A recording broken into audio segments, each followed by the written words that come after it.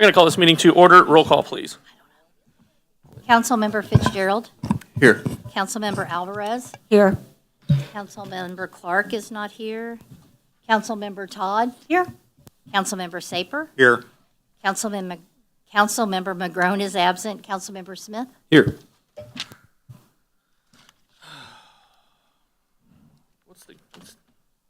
Oh, I'm just trying to figure out why there's a blank on here.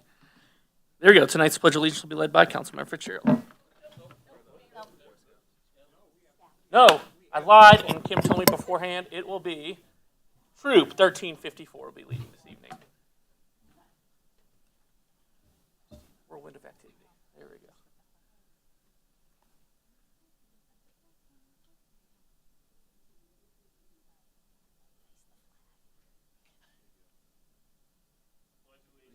To the flag of the United States of America and to the republic for which it stands, one nation under God, indivisible, with liberty and justice for all.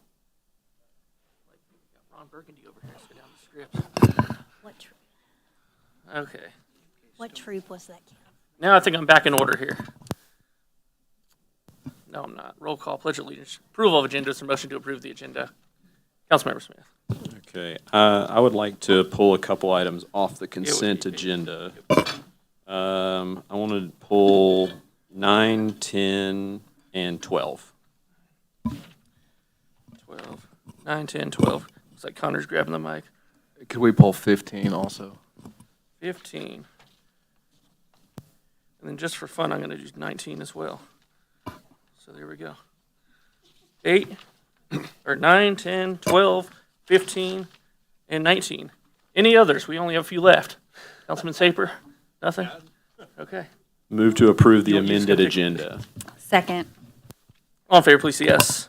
Yes. Yes. Any opposed, say no. Motion carries. Now I got to flip back around to comments from the public. Anyone from the public wishing to speak this evening, please step up to the podium.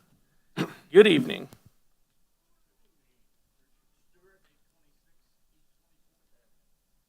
I have a problem with the meeting last week. And you almost put something on August ballot that nobody understands. Councilperson Todd brought it up that probably we shouldn't do this in August.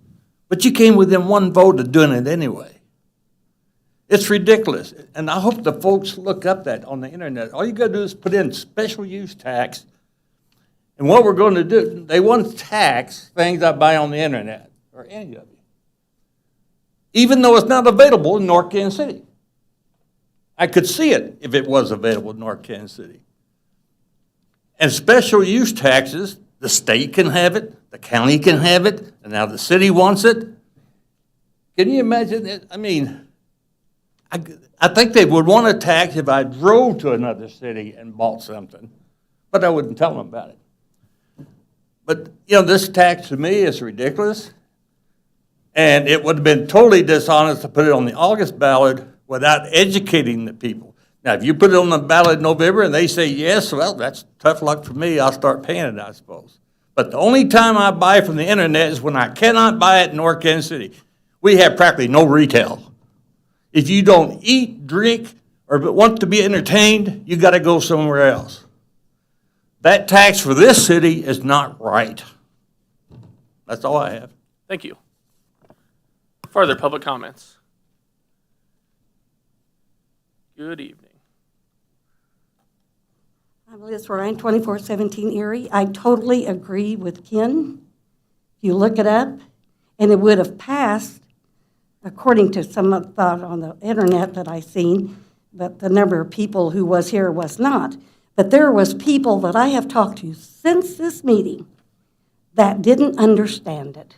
And they voted for it because they didn't know what else to do. Does that say anything? And you must remember, you're on this council. Do you know why? Because the residents put each and every one of you on this council, and you are to serve us. And that's what we're here. And then it's just like, did you fill out an application to be on the council? Any of you? I don't think so. And now all of a sudden we come up, we want applications. I checked with several places. I have a cousin that's on the council in Johnson County, and it's a large council. Well, when you appoint people, do you have to have an application? They laughed. They said, that's an appointment. That's not a job. So I know you're looking at me, Tessie, like you would like to bite my head off, but that's okay. But I'm still saying we need to start doing our homework. Now, what's happening up here on North Holmes? Only one councilman called when I said about the ditch being full. Wait until a good rainstorm comes. You live on 32nd Street. Have you ever seen 32nd Street on a flood? Good luck. Jack Miller, my friend, had to move out, and I think Anthony knows that too. And now, do you know there are going to be over 500 apartments there, have a swimming pool, they're going to have a walking trail, they're going to have shops. So we better do our homework, and sometimes I think we don't. Thank you. Thank you.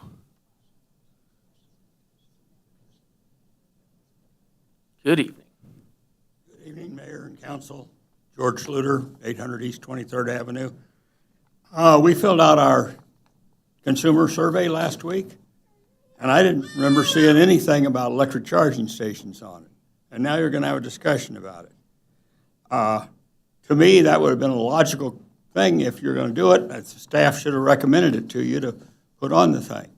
Some simple questions like, do you own an electric vehicle? Do you plan to buy one in 5 years? Something like that. But no, it didn't happen. So now we're going to talk about a $1.77 million potential expenditure. That's crazy. You should have the input of the citizens before you start dealing with something like that. Thank you. Thank you. Good evening.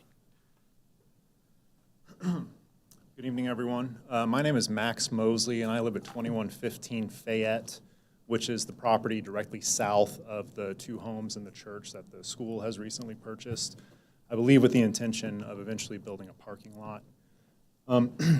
First, I'd like to express my family's continued concern about the overall project of the parking lot. But I'd also like to discuss with you an additional concern. As I'm sure you know, that property has been vacant and boarded up for several months now. And myself, and I'm sure others, have noticed an increase in the amount of vagrancy issues in that area. Personally, myself, I've seen on several occasions people at all hours of days and night that aren't neighbors on that property. And I've also, on more than one occasion, seen the North Kansas City Police Department on that property addressing issues having to do with vagrancy. Including recently late at night when two officers were doing a sweep of the property with flashlights at night, which obviously did wonders for our peace of mind. After they were finished, I turned on my porch light, stepped outside, and just kind of asked them, and they confirmed to me that there are definite signs inside those buildings that people are getting in and are staying on that property. 3 years ago when I bought that home, we were next to two homes with a church on the corner. And now our neighbors have essentially imposed a situation where we're living next to an abandoned piece of property that's attracting elements that I'm sure nobody in this room would be anxious to switch places with me about.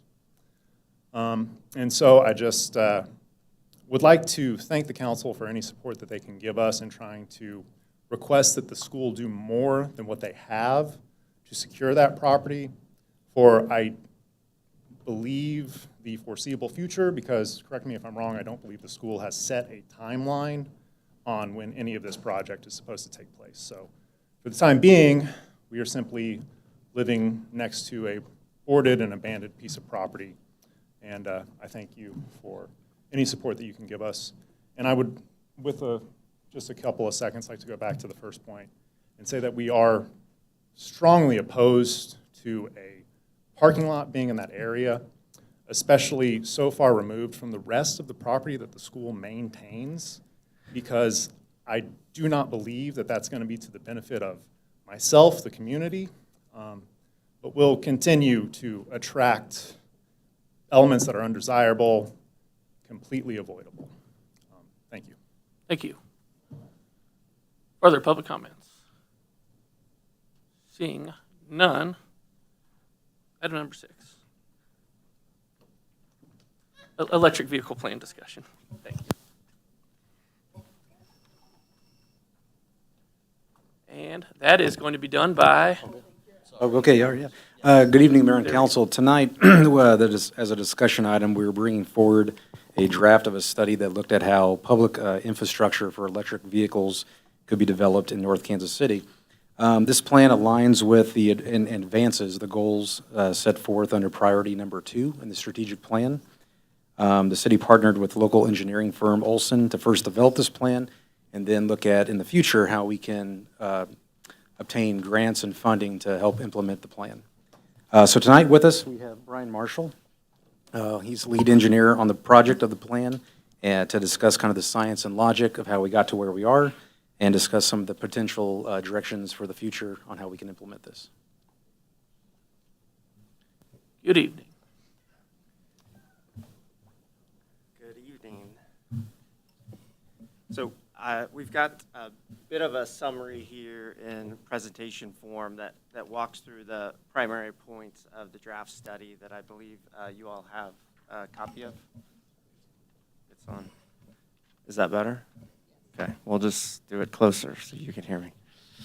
As Anthony mentioned, my name is Brian Marshall. I am lead engineer for our Zero Emission Mobility Group at Olson. I do happen to office here in North Kansas City at Olson's Burlington and 13th office. So call North Kansas City my home from an office perspective.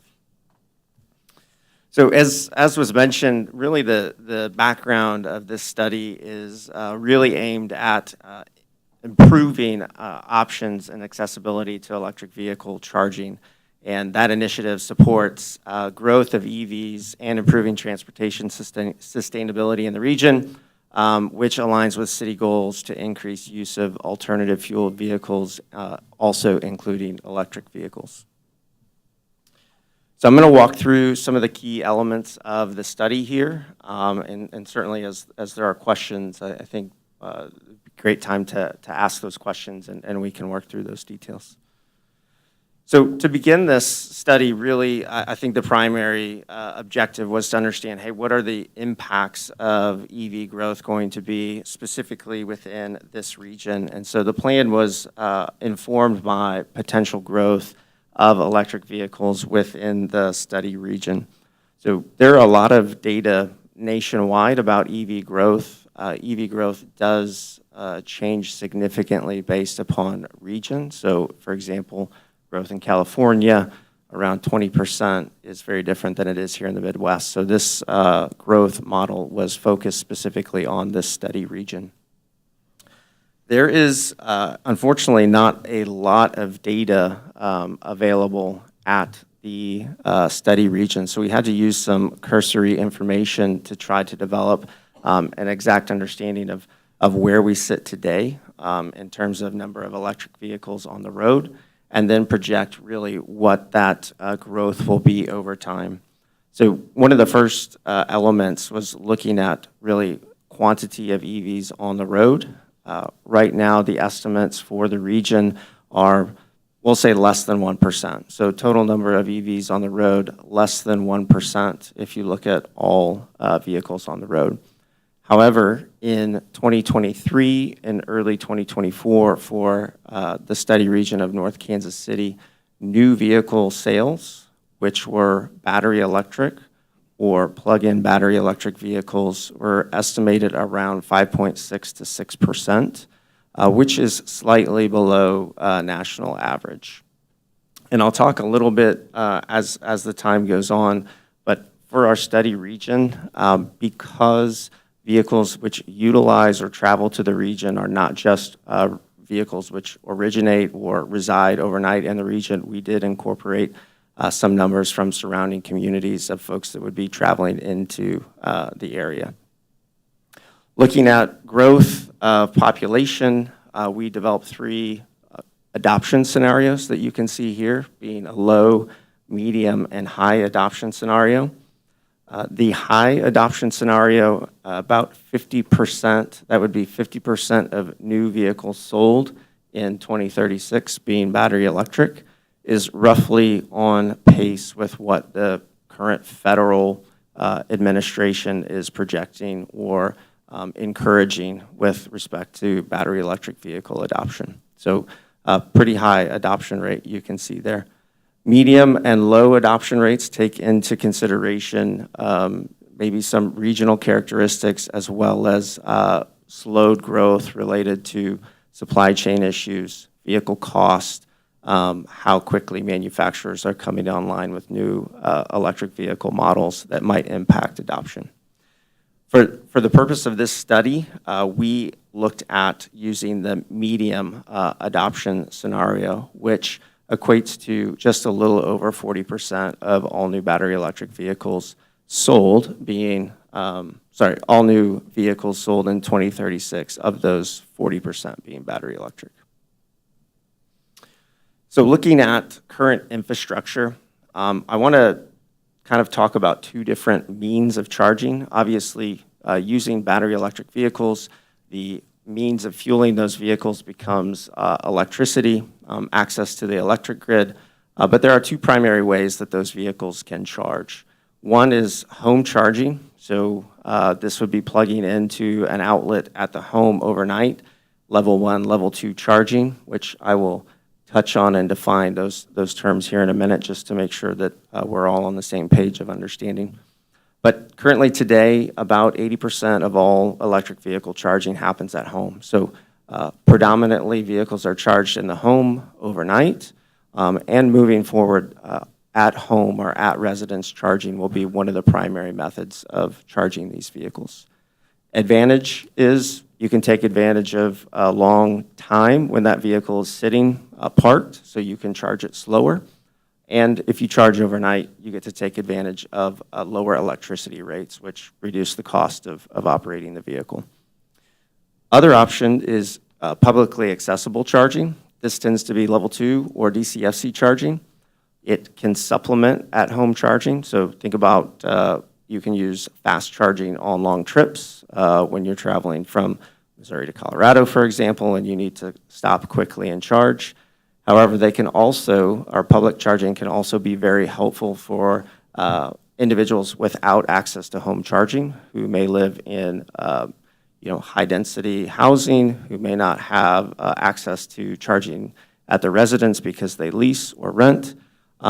And it can also help support renewable energy programs. So what I mean by that, if we think about solar energy production or solar energy power, basically charging during the day when solar is producing can also be a helpful thing.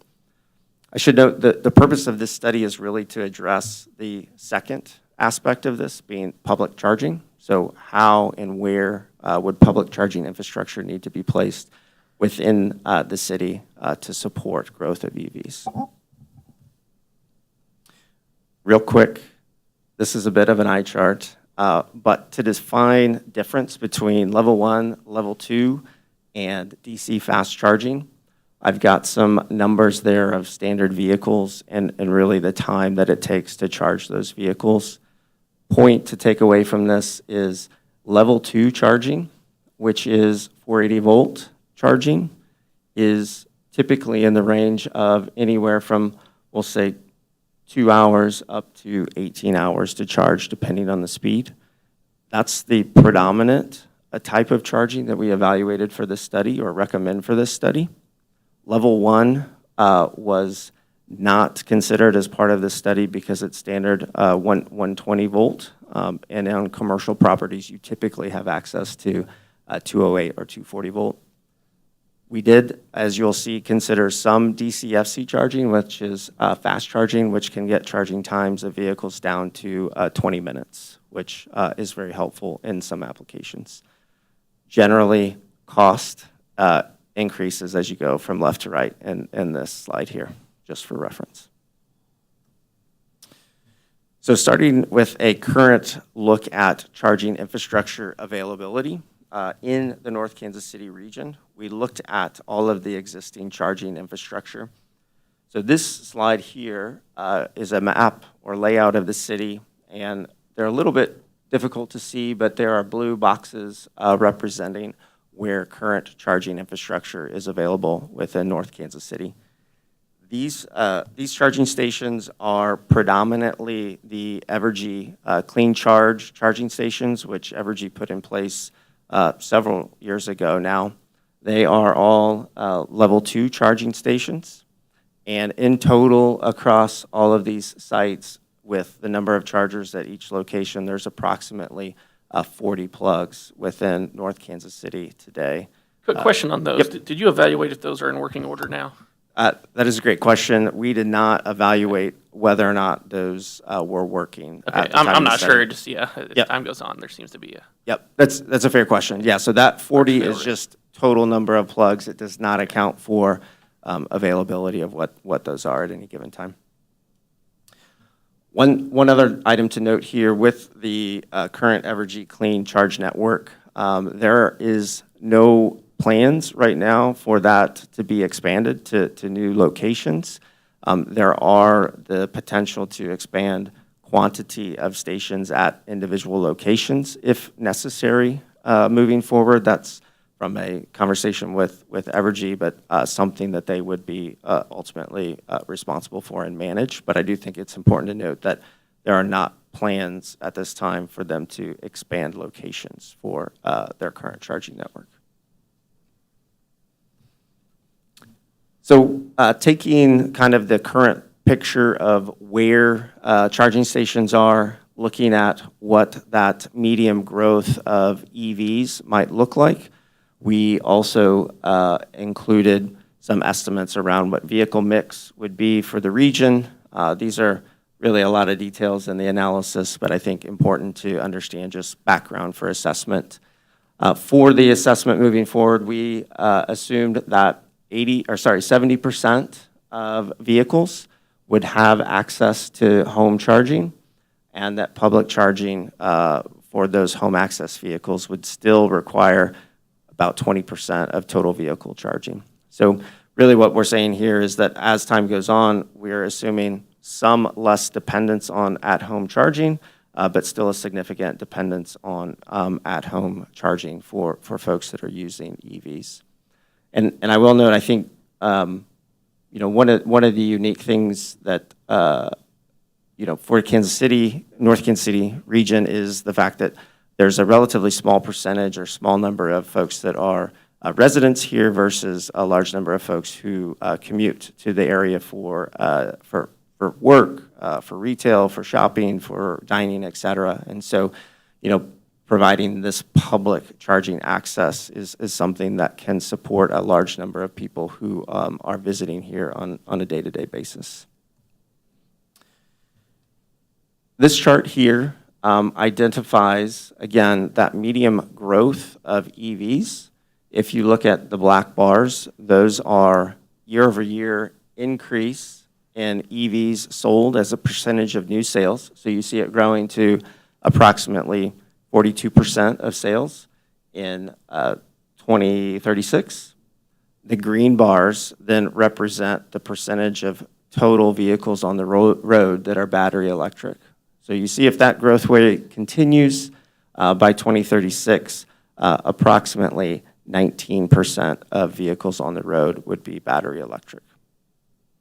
So taking the model, taking the need for how much energy those vehicles would need to charge, and estimating really what the access to charging stations would need to be to support those vehicles, we developed the curve which shows the gray line there on the bar on the left, which identifies the total number of charging stations that would be required to support those vehicles in the region.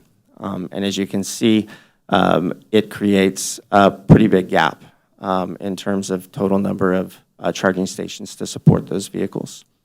So we started by assessing, for 2030, what would that gap be? If you look at 2030, it's approximately 150 charging stations that would be required to support those vehicles.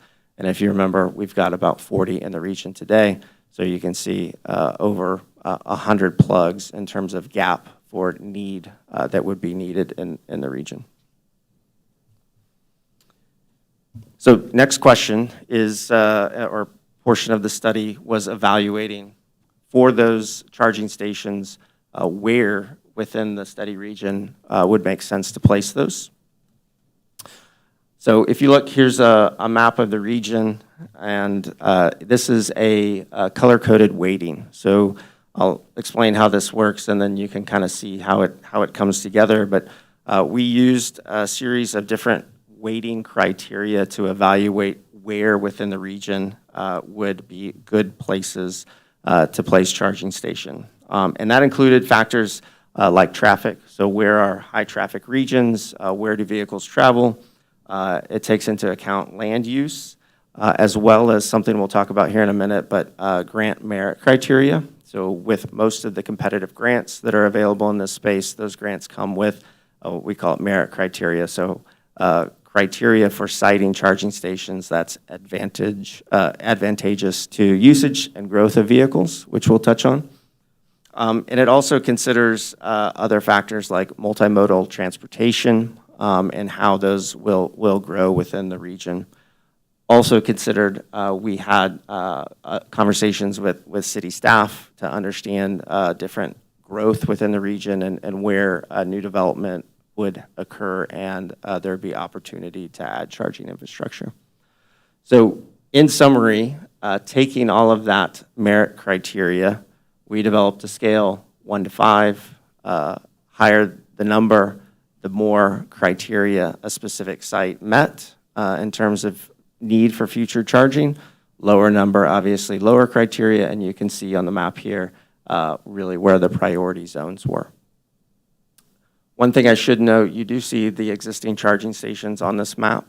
We did, where possible, try to increase distance of new charging stations away from where current charging stations are located within the city. Within this map too, you will see the 5 priority charging locations which were selected as good locations to add charging. I should mention this was a list of 5 sites that was narrowed down from a preliminary list of 12 locations that were evaluated based on these key merit criteria, and the 5 locations that were selected I'll jump into and show those in detail here in a moment. I want to talk a little bit on station specifications as well. So one of the key things that we were asked to do in the study was talk about the different station specifications and requirements to help in identifying what is minimum requirements for each of these stations. This is a bit of an eye chart, but again, I'll reinforce the prioritization of utilizing level 2 charging.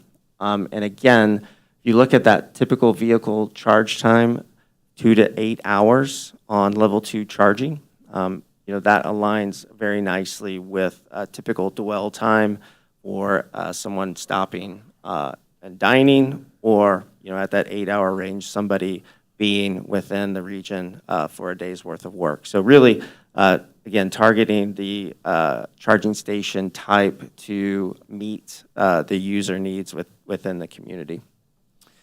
The DCFC station down in that 10 to 40 minutes, and again, we'll show there's one of those 5 locations that it was recommended to use DCFC charging.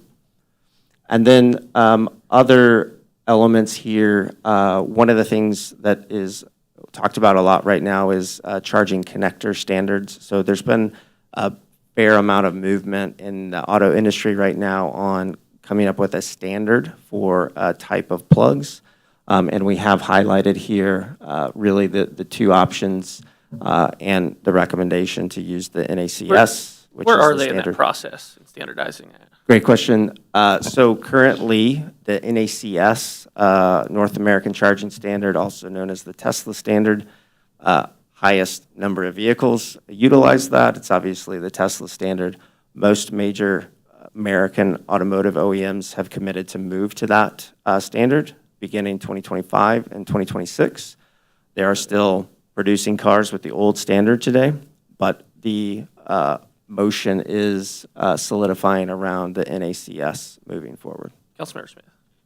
Yeah, that was kind of my question as well. I'm picturing phone chargers, so you have the Apple charger and the USB-C, which is supposed to be universal, but we're 50-50 split. And is there any sort of adapters that exist that could be tacked on to an NACS charger that would then charge these older ones that are now? Yep. Yes, so there are, phone charger, Android versus Apple is a great analogy. And there are adapters that allow conversion both ways. So Okay. you can take a NACS charger now that the Tesla network is open and charge a vehicle with an SAE J1772 connector, and you can go the other way around. So there will be obviously a need for that adapter to be used by folks who have cars produced, in the past through 2025. And as you said, that's just a manufacturer's commitment. There's no regulatory, nothing. Correct. They've all just said, we plan on doing this. Correct. Okay. Yep, it's an automotive standard. Okay. So it's a loose agreement between the automotive manufacturers to follow that standard. No regulatory requirement associated with one Okay. or the other. Just curious how. Yep. Yeah. Tight that was. So one other, and just for visual here, I think it's good. Picture's worth 1,000 words. So on the left, you see a typical level 2 charging station.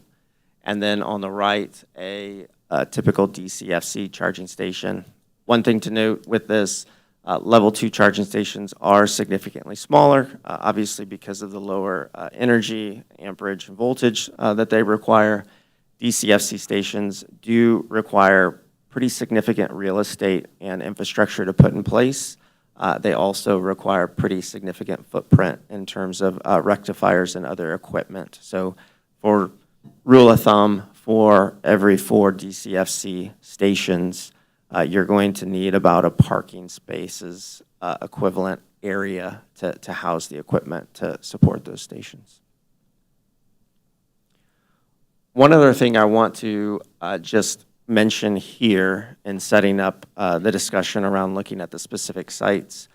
Throughout this study, we have taken the approach of thinking about this in terms of EV ready versus EV installed. And the idea here is that we are looking at what the need in 2030 would be for charging stations, but in making recommendations, the idea would be that you put enough infrastructure in the ground to support a full build-out of charging stations being EV installed, but you don't have to install all those charging stations at once. So what I mean by that, you can put your switches, your transformers in place to support 10 charging stations.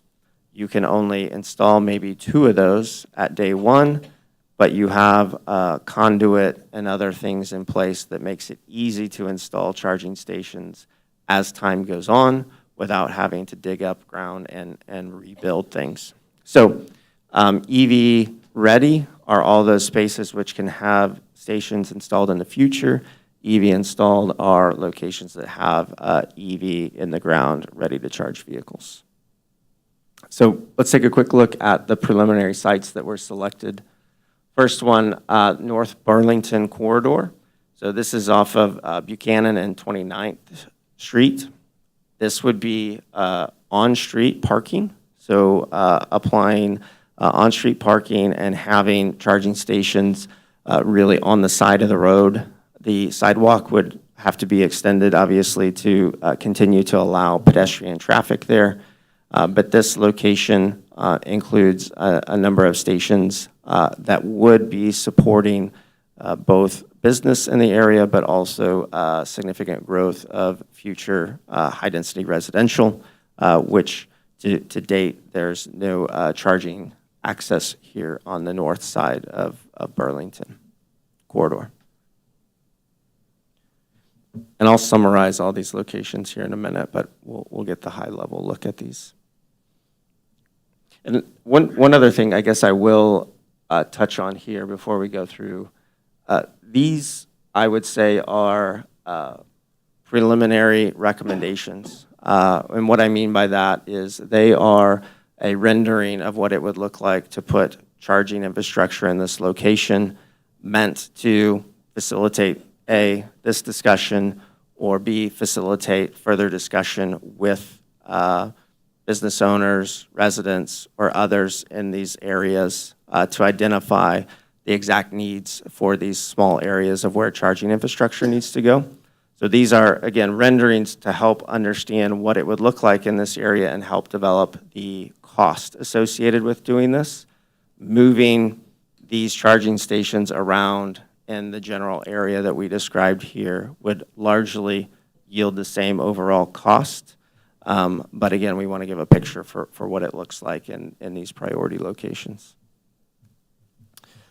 The other location, Burlington Corridor South. So this is, again, city property, city parking off of 16th and Clay. You can see in this location, we've identified the potential to add about 15 charging stations in the southwest corner of the lot. These, again, would be great charging stations that could support local businesses, so employees who work at businesses in the region, as well as they are less than a block from pretty major apartments as well that could utilize overnight charging in this location. All right, I'm going to ask a question. I know I asked during the process, but can't remember the answer. Why not put this more in the northern end, closer to the activity center? Yeah, great question. So initial look at this, we identified a potential power pole off of lines that were running here along the 16th Avenue, which was proximity to place it close to power just for initial estimate. There's no reason that it couldn't be moved to the northwest side of the lot, which I think that's what you're... Yeah, somewhere, yeah. Yep. Somewhere closer in that Yep. general direction. Yeah, so I think to think about, you can move this block around in this general parking lot for effectively the same cost. And that may be, with talking with folks who are utilizing the apartment or utilizing businesses further north of there, that might be the ideal place to locate it. That would be something that would come with like the 30% design of identifying the exact location. But all right. Yep. But those, I think, are the exact questions that this is intended to create and work through. Third location is the I-29, I-35 corridor. So this is the parking lot adjacent to the Rabbit Hole. This location utilizes a combination of level 2 and DCFC charging.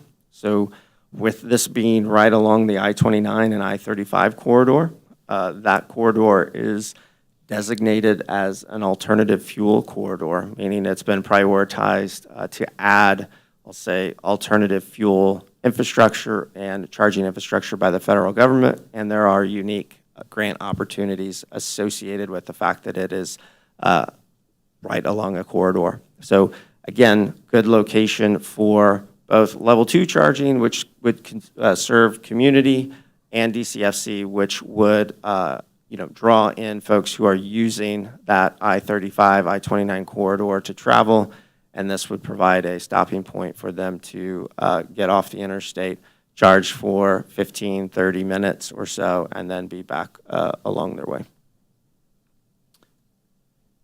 Fourth, Diamond Parkway. So right now there's new development opportunity in this area. So this one is a little bit of a green space in terms of the overheads, but just a rendering there to show what the charging could potentially look like staged there along Diamond Parkway. A lot of there are numerous charging stations put in this initial rendering. Again, only a portion of these would be EV installed on day one, with futures charging stations being added as there was a need based on the growth of EVs in the region. And then the final of the 5 priority charging stations, very close to where we are right now, in the parking lot of the library. So this location is kind of, I'll say, central east side of the region. We have identified this as a good location with, we'll say, relatively accessible walking access to more of the downtown area. There is opportunity to serve some residential areas to the east of here. And I will say there was a desire to try to put this actually along Armour Road where we could and try to do on-street parking, but with the current bicycle lanes and other on-street parking, there just didn't seem to be a great way to manage that in a safe way. So this was a good alternative to keep that charging here in the same area. So I will move to EVSE, which is Charging Station Operations and Maintenance Plan. So again, as part of the plan, not just how and where do we put charging stations, but the question of how do we operate and maintain these? What are the best practices and what are the needs for consideration here? So operational best practices, again, within the full draft study, these elements are laid out in detail, but I just wanted to mention them here. Some of the operational best practices are establishing a single point of responsibility. So depending on how these charging stations are owned and operated, having a clear person or department entity responsible for them is critical. As you mentioned earlier, just putting them in the ground doesn't guarantee that they work. And like any piece of equipment, they will need ongoing support and maintenance and verification that they are operational and able to support EVs. I think Anthony agreed to be that person. Look, I'm teasing. Part of the discussion. The other thing, just establishing operational performance indicators. So, one of the key things is really define what's success here, and based upon really goals, defining that success in terms of usage, uptime, and energy consumed. So what I mean by that, let's take usage for example. All of this equipment is smart and reports data. So one of the key elements in building out infrastructure is understanding how much current infrastructure is used. So when we talk about doing EV ready in the future, determining when additional EV charging stations would need to be put in the ground is going to be 100% dependent on how much the current ones are being used. So using that data that comes off of the equipment once it's installed to understand and make good decisions about when to add more is part of that. And uptime, again, establishing a standard of how often that station or equipment should be operational is critical. Typically, right now, targets of 98% are what are being targeted, which is pretty significantly positive uptime. I'll say neighborhood of 92 to 95 is still very good uptime when you consider 24/7 operation for something like this. Other key operational best practices, establishing load-based monitoring and alerts. So again, setting up a framework for understanding how the stations are being utilized, when they're being utilized, and any concerns related to that. Conducting on-site assessments. So again, a majority of the operation can be understood remotely via software and web-based, but being on site, knowing what something looks like, understanding if it's operational is also key. So, setting best practice for going around and actually having an on-site visual inspection of stations is important. Security, vandalism prevention methods. Unfortunately, as a lot of things are, these stations have been targets for vandalism and other things. So sometimes the cords and plugs are cut off and stolen with the thought that there is a lot of copper inside, which there is some, but not a lot.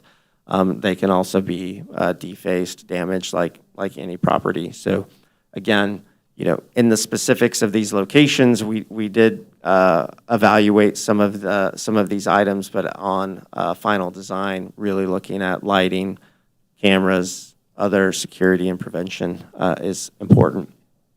And then establishing key contacts. So if you notice on the Evergy Clean Charge Network, for example, there is information at the site about who to contact if a site is down, if there are concerns, et cetera. So again, with any new station development, making it clear for users who they can contact to communicate, concerns about operation or concerns about the site as a whole is pretty important.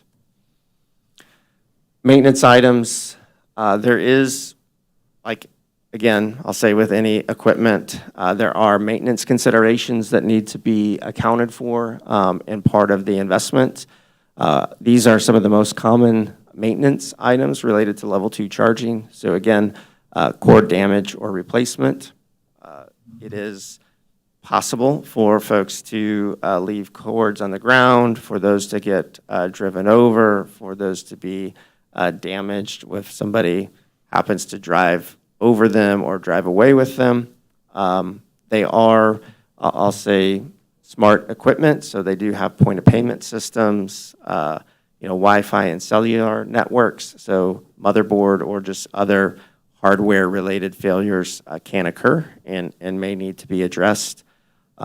One of the other items, too, screen damage is something that we have seen on some equipment as well. So, this does have a user interface for point payment and transaction, and so making sure that that screen is readable, functional, is something that's important and may require maintenance. And then the last is just point of payment errors. So there can be issues with credit card transactions that would require maintenance or rebooting of the equipment. Talking a little bit about implementation roadmap. So, what's next? What does it look like to move on from here? Again, this plan was established to identify really what the need for charging stations is and where those could go. What is critical moving forward is evaluating the capital cost sharing and opportunities. So I'll touch on costs here in just a second, but one of the big, I'll say, backgrounds or drivers for this is the amount of grant funding that's available today to offset these costs. And so looking at how to capitalize and utilize that grant funding moving forward will be really helpful in offsetting costs. Local business buy-in, again, these stations are meant to serve the community and local businesses. And so where there can be collaboration, partnership and buy-in by neighboring businesses, neighboring community members for some of these locations, that will absolutely support the success long-term of these sites. Community awareness, again, I think showing these identified charging locations, getting community buy-in, community engagement, discussion around these locations will be very important as well to understand really that these are the priority locations and how they'll serve the community. And then the last one I'll mention, fleet electrification. So this a little bit on the business side, but there is a lot of electrification of fleet vehicles happening. The city itself has EVs, and so again, connecting with local businesses to understand how these locations and stations can serve businesses and maybe making that decision to electrify their fleet is also a really good way to build buy-in and usage for these stations moving forward. I think we covered this, but I will note again, so the budget numbers for preliminary costs associated with this are EV installed. So they considered that we put all stations in at one time, which is not what the recommendation is, but we did want to provide what the full cost would be for the total build-out. You can see across the 5 sites there identified within phase 1, we recommended 24 plugs be installed for phase 1 at level 2, plus 4 DCFC plugs, and that leaves 42 plugs in phase 2, meaning we would do the EV ready for an additional 42 plugs, and then based on EV growth, usage of the initial 24 stations, a decision could be made to add those extra 42 when the need was there. So this is the cost estimation. This cost estimation is a budgetary cost estimation that includes the capital cost of the equipment as well as estimated construction costs for these 5 sites. So total there, 1.7 million. You will see the I-29, I-35 corridor stands out compared to the rest. And again, I'll remind, that's because of the DCFC equipment, which is considerably more expensive than the level 2. I should note also the recommendation around adding 4 DCFC stations in that location is for that site to be compliant with federal grant dollars that are associated with NEVI or CFI grants, which do dictate minimum number of stations DCFC along corridors. Summary of operation and maintenance costs. Again, so this would include yearly cloud service fees as, just cloud service fees. So this would be access to software and ability to remotely monitor and manage transactions from a charging perspective. Estimate there around $4,500 per year for those subscription costs across all 5 sites. And then for maintenance, we put a warranty estimate cost in here. So recommendation would be to use manufacturer's warranty to cover any failures or equipment replacement within the first 2 to 5 years. And those warranty costs on a yearly basis are identified here with the total coming to about $48,000. Again, outlier here in the I-35, I-29 corridor with that DCFC equipment. One other thing, just to touch on a summary of station revenue. So we did touch on the fact that these stations can be offered free of use, which is done in some communities. And when I say that, I'm going to restrict this statement to level 2 charging. DCFC charging should always be pay for use, but level 2, there are some communities that do allow it free of charge. Other payment options, which are typical with the Evergy in-charge network, are charging on a dollar per kilowatt hour basis, which would be similar to paying dollars per gallon of gas. Or you can use a session usage model, which would charge more like parking is charged for in a cost per hour basis. Both of those have advantage and disadvantage, but I will say, for EV charging, one of the benefits is obviously lower cost associated with fueling your vehicle. So keeping these rates relatively in line with residential energy use rates is recommended, such that it actually drives usage of the stations rather than them being overly costly compared to at-home charging.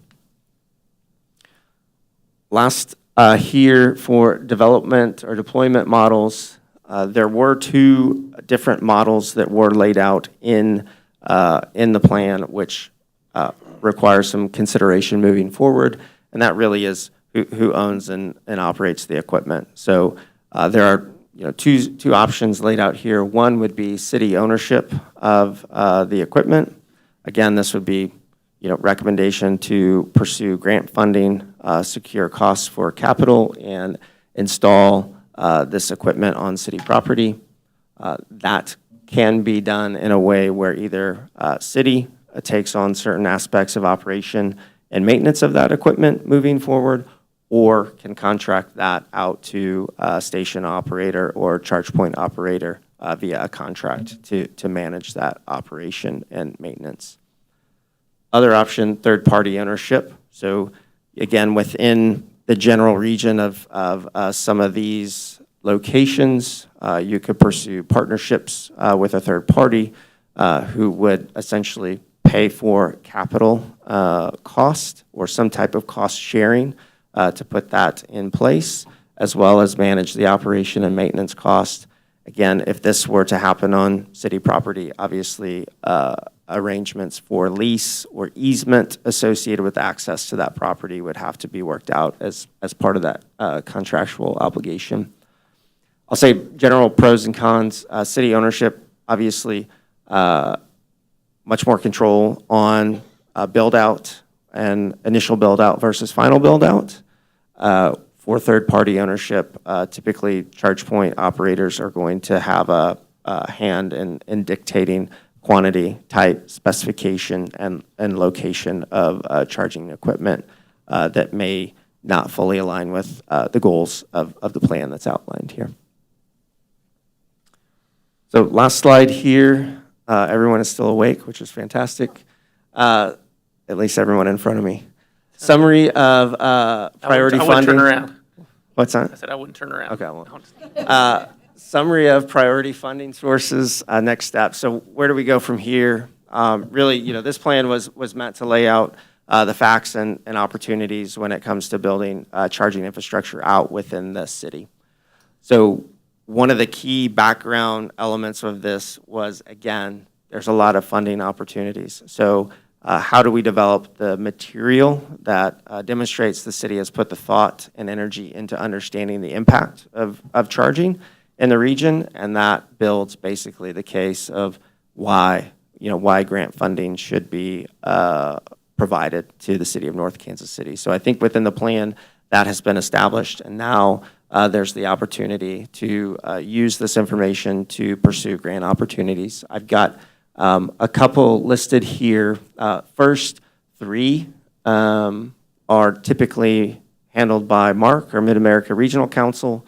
There's recurring, I'll say, windows of funding that occur in this space, which some of this material could be used to help go after. There is also a charging and fueling infrastructure grant. This is second year of the grant. It was part of the original IIJA bill and the $7.5 billion that the federal government released in 2021. That second round of funding opportunity fortuitously was released last week. So that notice of funding just came out and is due August 28th of 2024. Let me ask, and maybe you're going to touch on it here, the state funds, the NEVI funds they have they ever figured out what they're going to do with that yet?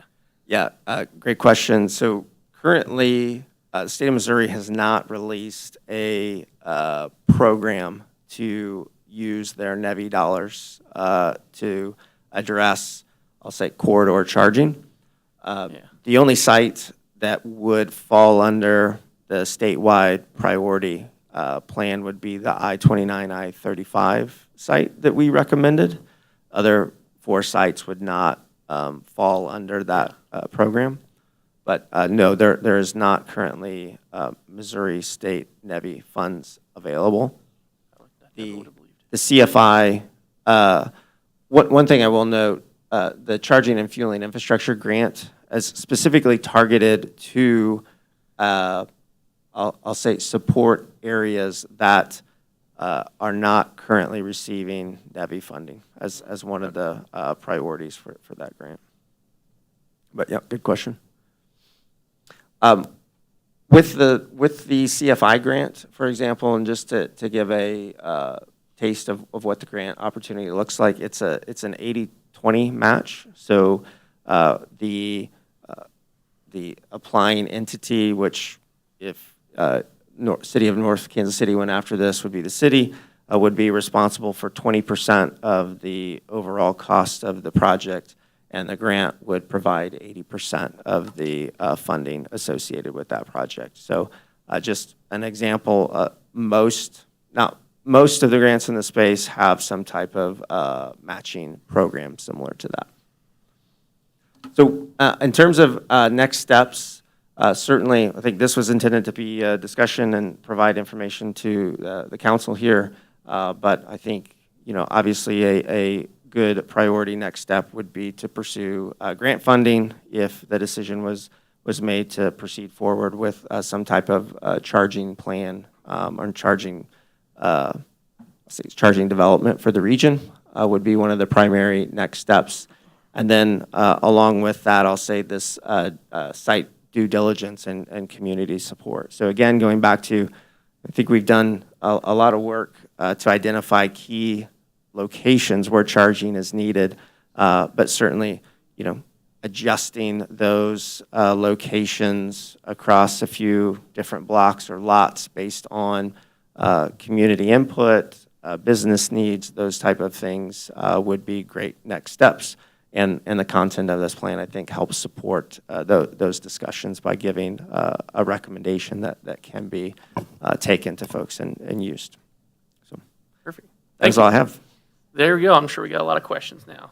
Councilmember Smith, then Councilmember, I got switched, I got all, boom, boom. All right. Thank you for the presentation. I'll say up front, I'm a fan of electric vehicles. My next purchase will be one. I want to start wide and kind of narrow it down. So the first question, I think you mentioned that 80% currently have home access charging. I'm trying to think of the target for these chargers, the ones sprinkled around the city in particular. If most people have private access to a charger, I'm looking at the sites that have been selected, and I'm trying to think of who would those people be that are parking here and then walking to whatever place of employment or to their homes that didn't have access to charging, and I'm just not coming up with a critical mass of need in these specific. Now, the corridor makes a ton of sense, especially for the DC charging that can just top you up, send you on your way. But I'm struggling to come up with the need. It seems that this is more of a private industry responsibility. So if apartments lack charging, they should pay for the charging as an amenity, and then they could charge out their residents. Or something like a gas station could add those as an adjunct to their fuel pumps and make it a for-profit venture. I'm struggling to see the responsibility of the city. So do you see where apartments are adding these, where fueling stations are adding these as an extra way to charge? Yeah, it's a good question. So let me start with let's start with the apartments for example. And let me say one that. So 80% is what I would say today is the home charging usage. But again, the caveat of a majority of EVs today are purchased by folks that have access to home charging. For the volume to increase, that may not always be the case. Hence, I think the need for more access in apartment or rental locations. We find that I'd say adoption is mixed in terms of, we'll say, new developments being high-density residential that choose to add charging if there's not any requirement for them to do so, whether that's parking offsets, city requirements to add that. It's not always added. So I think there's an opportunity, to provide that, I'll say, in the region, both within this region and the surrounding regions. It just feels like a market gap, where if people aren't going to move to an apartment or adopt EVs because they don't have the charging access, like somebody's going to fill that gap. I just don't know that it's the city to do that, given the price tag. Second piece of it, so the price tag, 1.8 million over top. If we get the grants, it knocks it down to about 360,000 from an implementation. You noted 53,000 annually ongoing, but that just covered cloud service and what was the other piece? Warranty. Warranty. We've also got liability. If somebody's battery gets zapped by one of our chargers, which isn't that uncommon, particularly with the high amperage stuff, you got the electricity cost, which is going to be massive. And then vandalism, because EVs have become a political thing now. So people just go out and vandalize them because they don't like whatever political party aligns with that, which is, again, phenomenally stupid, but it happens. So those ongoing pieces aren't part of that 53,000 a year. Are any of those covered by the grants, or is this going to be a responsibility of the city to operate? Yeah, it's a good question. So I would say the majority of the grants are not going to cover ongoing operational costs. Some do, not all of them do. I think that's where I mentioned the fee structure. So again, setting a fee that 100% offsets energy cost. So there's no cost incurred by the energy that's provided. Sure. But also that cloud service fee can be covered by a fee for charging, and it can eat into the warranty cost estimates as well. So you talked about keeping the rates low so that it doesn't push people who would be adopters away. Doing that would keep it, if we're just at replacement cost for electricity, we're incurring the rest of these as a altruistic thing in the city, I guess. If we're pricing it at actual market cost or incurring any sort of cushion, it starts pushing rates up above what people would be willing to likely pay. Maybe on the corridor, that could be different, but if we're in the, I don't know, Paseo Industrial or somewhere in Burlington South that you noted, it becomes almost prohibitively expensive for us to even cover our costs. Are you seeing other cities able to cover their costs entirely without shoving off the adopters? It's a good question. So I would say let's, on the level 2, put the level 2 in a category, and we'll talk about level 2. Sure. I think from other cities, the focus has been to be net neutral on operating costs. And so taking energy costs, cloud costs, and a warranty cost, and setting a fee structure that is close to residential energy rates. It's going to be a little bit more. Yeah. But with that, as usage increases to critical mass, that they're able to be net neutral in terms of cost, operating cost of the equipment. Is that do you know what the per kilowatt hour charge is on those where they're net neutral? So yeah, it's going to be in the 18 to 18 cents range, we'll say, is about the average. Okay. Yep. Because you can charge overnight for 2 cents with Evergy, right? I'll say the average at-home residential rate is probably 11 cents is what we've used at the. So the EV overnight is 2 cents per kilowatt hour. They have a program specifically from 6 a.m. to midnight, 2 cents.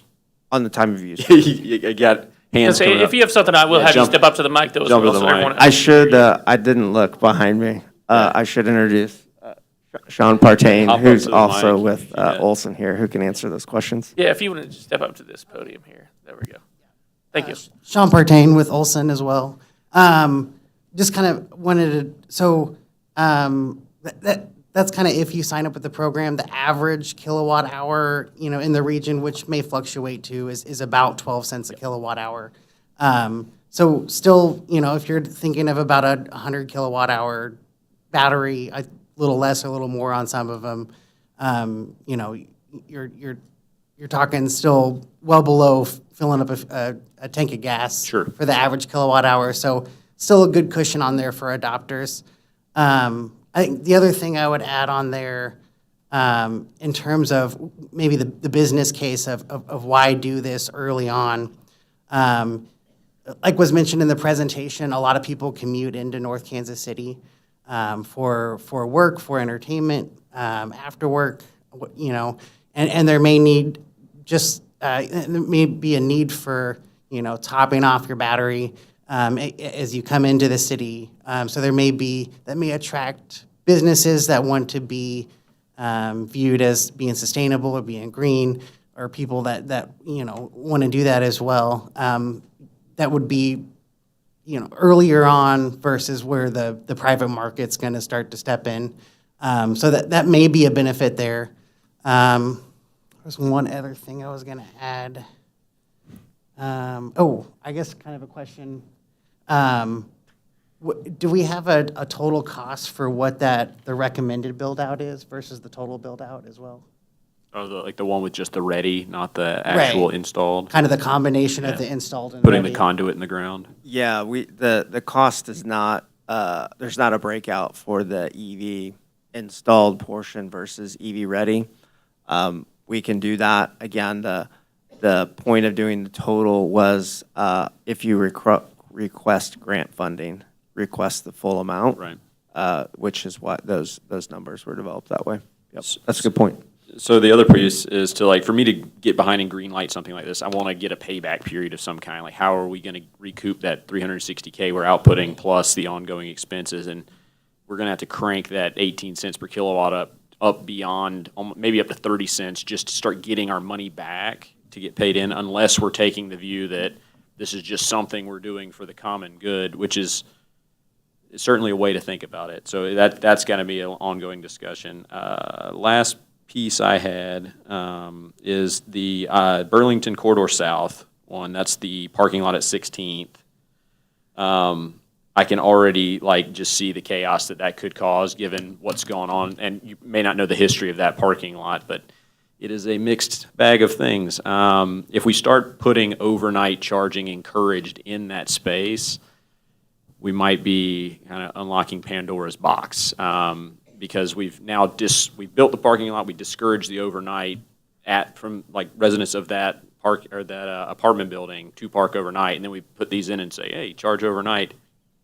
I could get the business use case, but I know what would eventually happen is residents would just park there.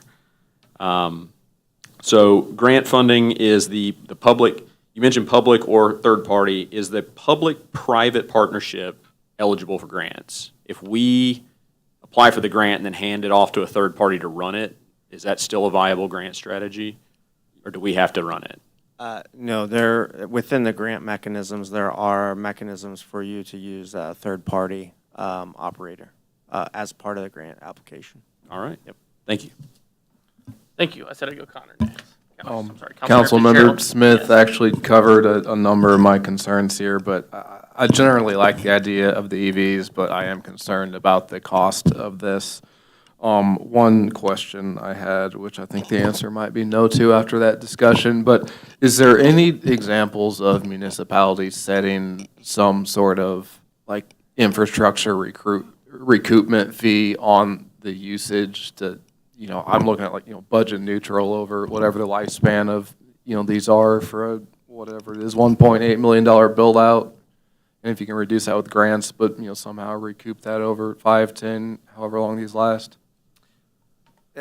Yeah, I guess, the question is whether or not costs can be recouped, capital costs can be recouped as part of the fee structure. Is that the question? Yes. Okay. Yeah, I think, again, it's highly dependent on the grant. I would say from evaluation we've done with other municipalities, that payback period is probably in the 15-year range if you start to incorporate capital costs. And again, that number is variable based on what percentage is covered by a grant versus the local match.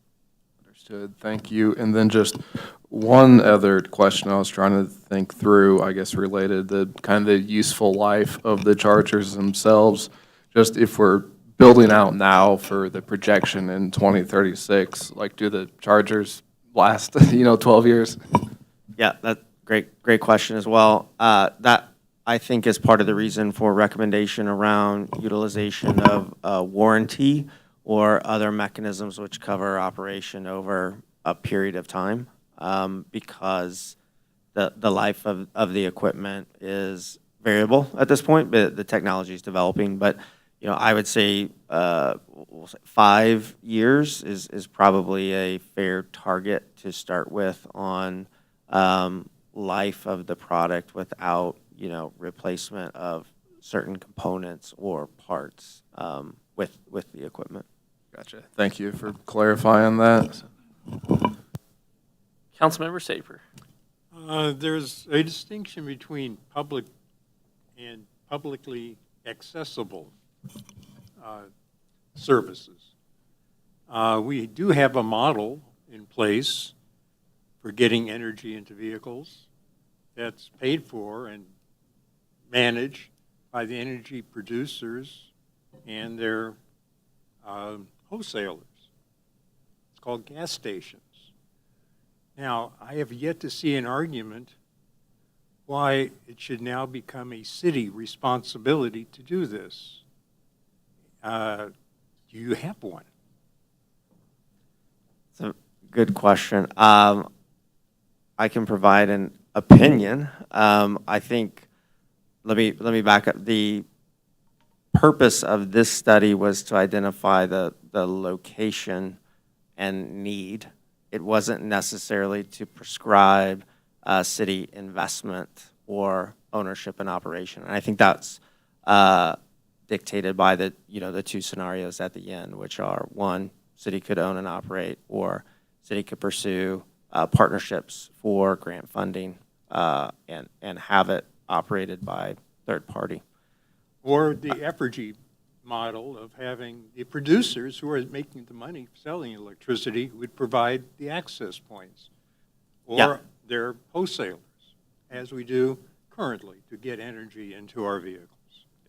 And there are, those partners may be what I call charge point operators. So they are not necessarily the energy providers, but they are ones that will manage that transaction similar to, I guess a franchised gas station, for example. For instance. Sure, yep. So again, I think the purpose was to identify what the need for charging was, not necessarily be prescriptive about that. I'm happy to talk later if you have my opinion. It did come across on that it. way. What's that? Prescriptive. Oh, didn't mean for it to come across as prescriptive. Councilmember Clark. Okay. I can say personally, I have driven, how much did I spend? I'll say I spent $250, we'll say, and I've driven 4,367 miles. You guys do your own math on that. Tell me what you spend on 4,367 miles. But I, just from experience and friends that have had electrical vehicles and then bail on those electrical vehicles, are usually scared about the infrastructure that's not there. And I will tell you, like superchargers, I think, or DC chargers, the ones that are quick, everybody looks for quick and convenient, that gets you charged and on your way. But there's still a benefit of having people pause, because people spend money when they pause and walk around and do anything. They'll spend money in your town. So I said, I don't want to just throw this out the window. I think it's worth exploring for the partnerships, for the grant. Look at the grants, look at the partnerships with existing, manufacturers.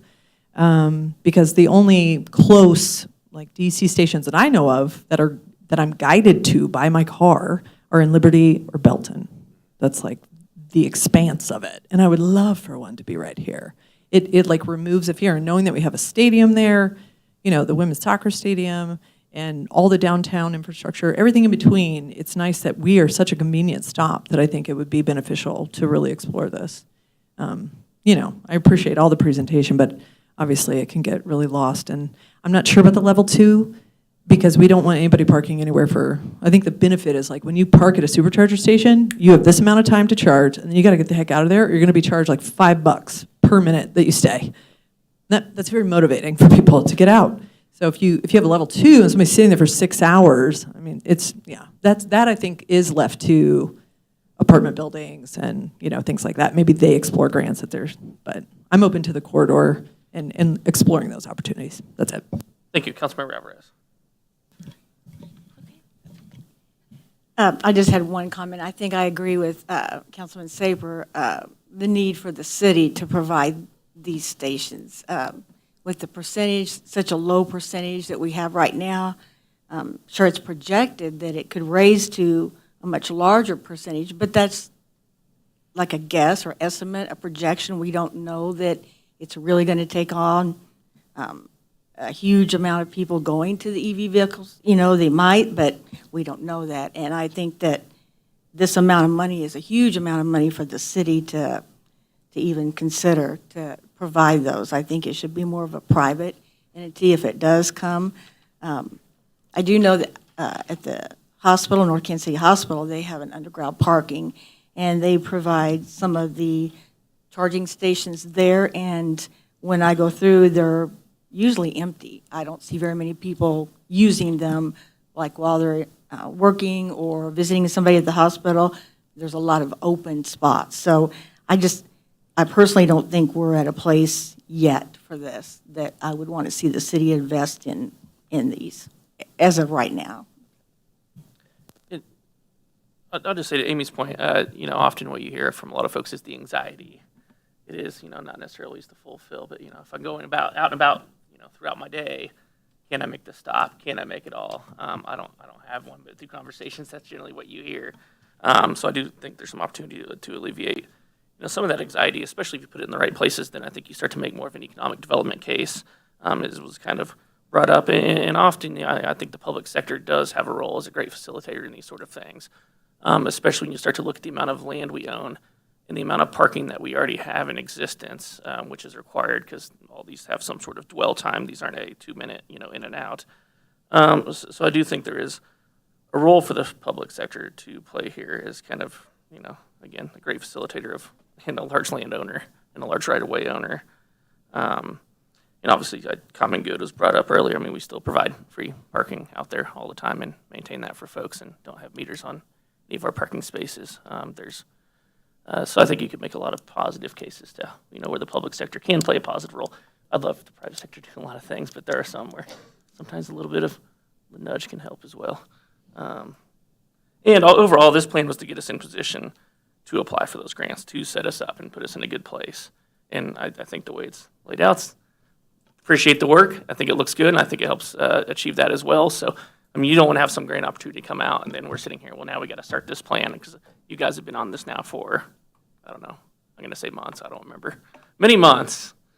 And yeah, and so like when you said that the notice of funding opportunity just came open, and, you can't start a plan like this and have it done by August generally. So there we go. So now we have a plan. Further comments, questions, concerns? Next steps wise, I'm along with Amy. I understand the anxiety. I would like to see the DC chargers along the corridor looked at a little harder. The rest of it, I would push a little to the back burner. But if we're going to look at grant funding, locking in those ongoing expenses and then figuring out what the upfront cost is of just the DC chargers along the corridor. And I would also, the rabbit hole parking lot, I don't know is the best use of that. If we have any space, and you've done the look, so I don't know if we have any other space near an exit ramp that would be convenient to the corridor and also an economic development opportunity where people could do other things. But that would be the gold standard, is finding that. Well, there's one in one. To that point, I don't know if I want to cut out lever two, and this might be a better question for anybody here. We have several experts here, I think. A lot of our parking is, I think, limited to 2 hours generally. And as you mentioned, 30 minutes. I mean, so would a level two get people enough through a 2-hour span? I guess I don't know how long. I mean, it's trying to find that balance, because that's our turnover now, is 2-hour parking spaces downtown. I know we don't want people to dwell too long after that. The slide said 20 to 60 miles per charge on a level 2, right? Per hour of charge? Per hour, yeah. And how many, you say that again? Like an 20 to average of 60 44. Yeah, roughly Okay, 40. okay. 40 could be your working. Yeah. I can understand the anxiety on a road trip, but not going to and fro in the metro. Like if I got an EV and I go to Overland Park, I'm not worried that I can't make it home. I'm not going to need to go seek out a charger to plug into. So I just fail to see I rolled in with 3 who miles. the target market of the level 2s.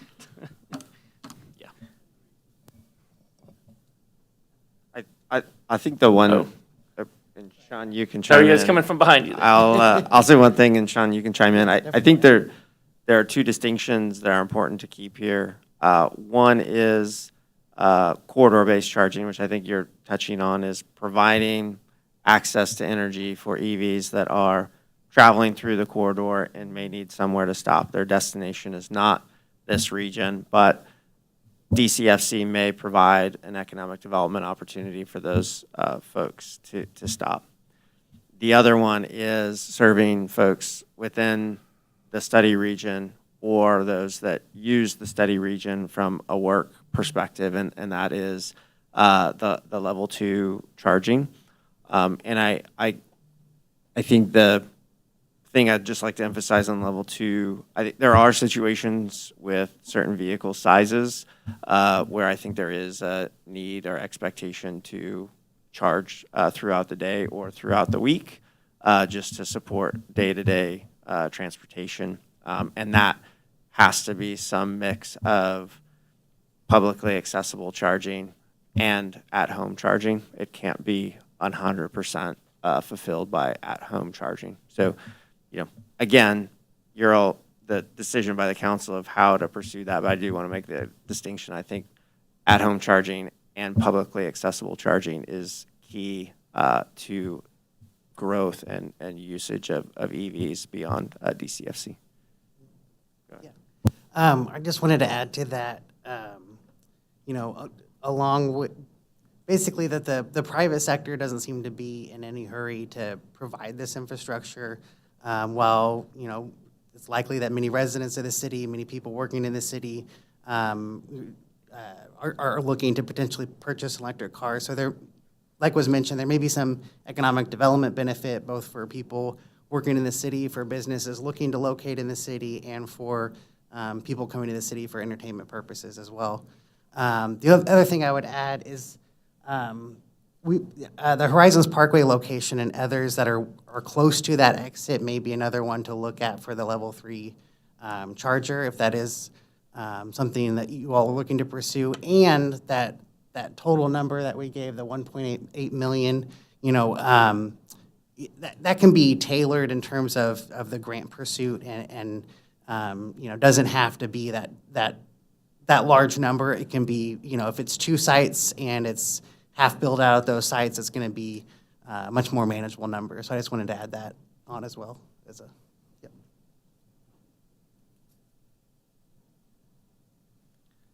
Okay, which I think was back here.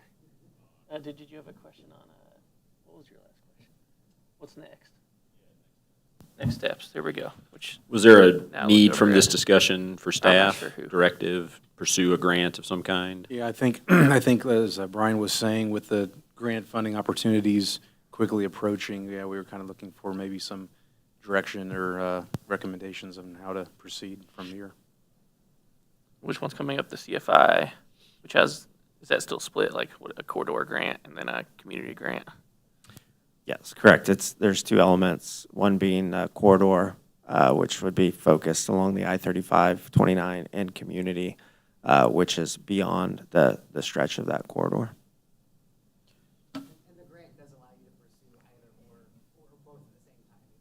Oh, okay, it does, okay. Keep going. All right, so here's how I'd flesh it out. For the city to look at it, I would be interested in seeing what the numbers look like for the corridor charging. I think that could be something, and then potentially finding a third party to operate it. The other side, the community charging, if apartment buildings and/or businesses wanted to put these in their locations, if they could work through us to get the application in for the grant, pass through the funding and have them implemented in their spots rather than us running the program and having ongoing maintenance. If we could set up an application, stand that up quickly, because I don't know how fast they can get them in, get it out through the business council, however we can get it out to the businesses or to the apartment buildings. And if they're interested, have them put a plan together. Where are these going to go and how much money do we need? And we could conduit, if that's even a thing, we could be the conduit to get the grant funds to them. That takes us off the hook of all the ongoing stuff. Further comments? Questions, concerns, direction? Count, are you planning? Support that, and if, moving forward, do the superchargers through the corridor, and see if we can be a conduit indeed for businesses, if they are interested. They may or may not be at this point. Certainly some of the apartment complexes may be. Right now, there are some businesses that do have their own charging stations. Mm-hmm. Maybe that can be an encouragement.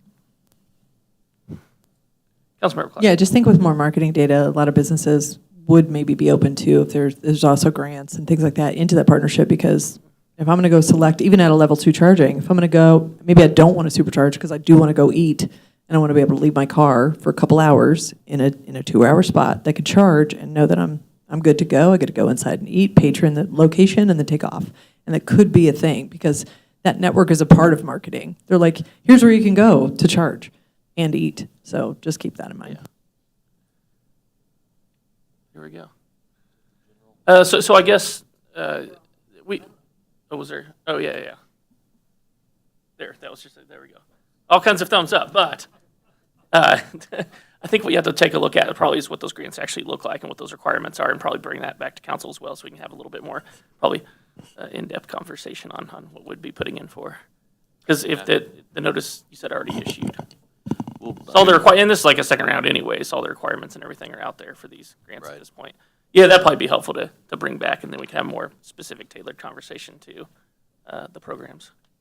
We will do that. We've got the notes down. With the notes, yes. What everybody said, and yeah, we'll verify and then come back with something more for you to chew on. And when did you say it closes? August 28th. A little August bit 28th. of time. Yep. Okay. Yeah, I know. Tiny bit. Thank you. There we go. Thank you. Appreciate the presentation.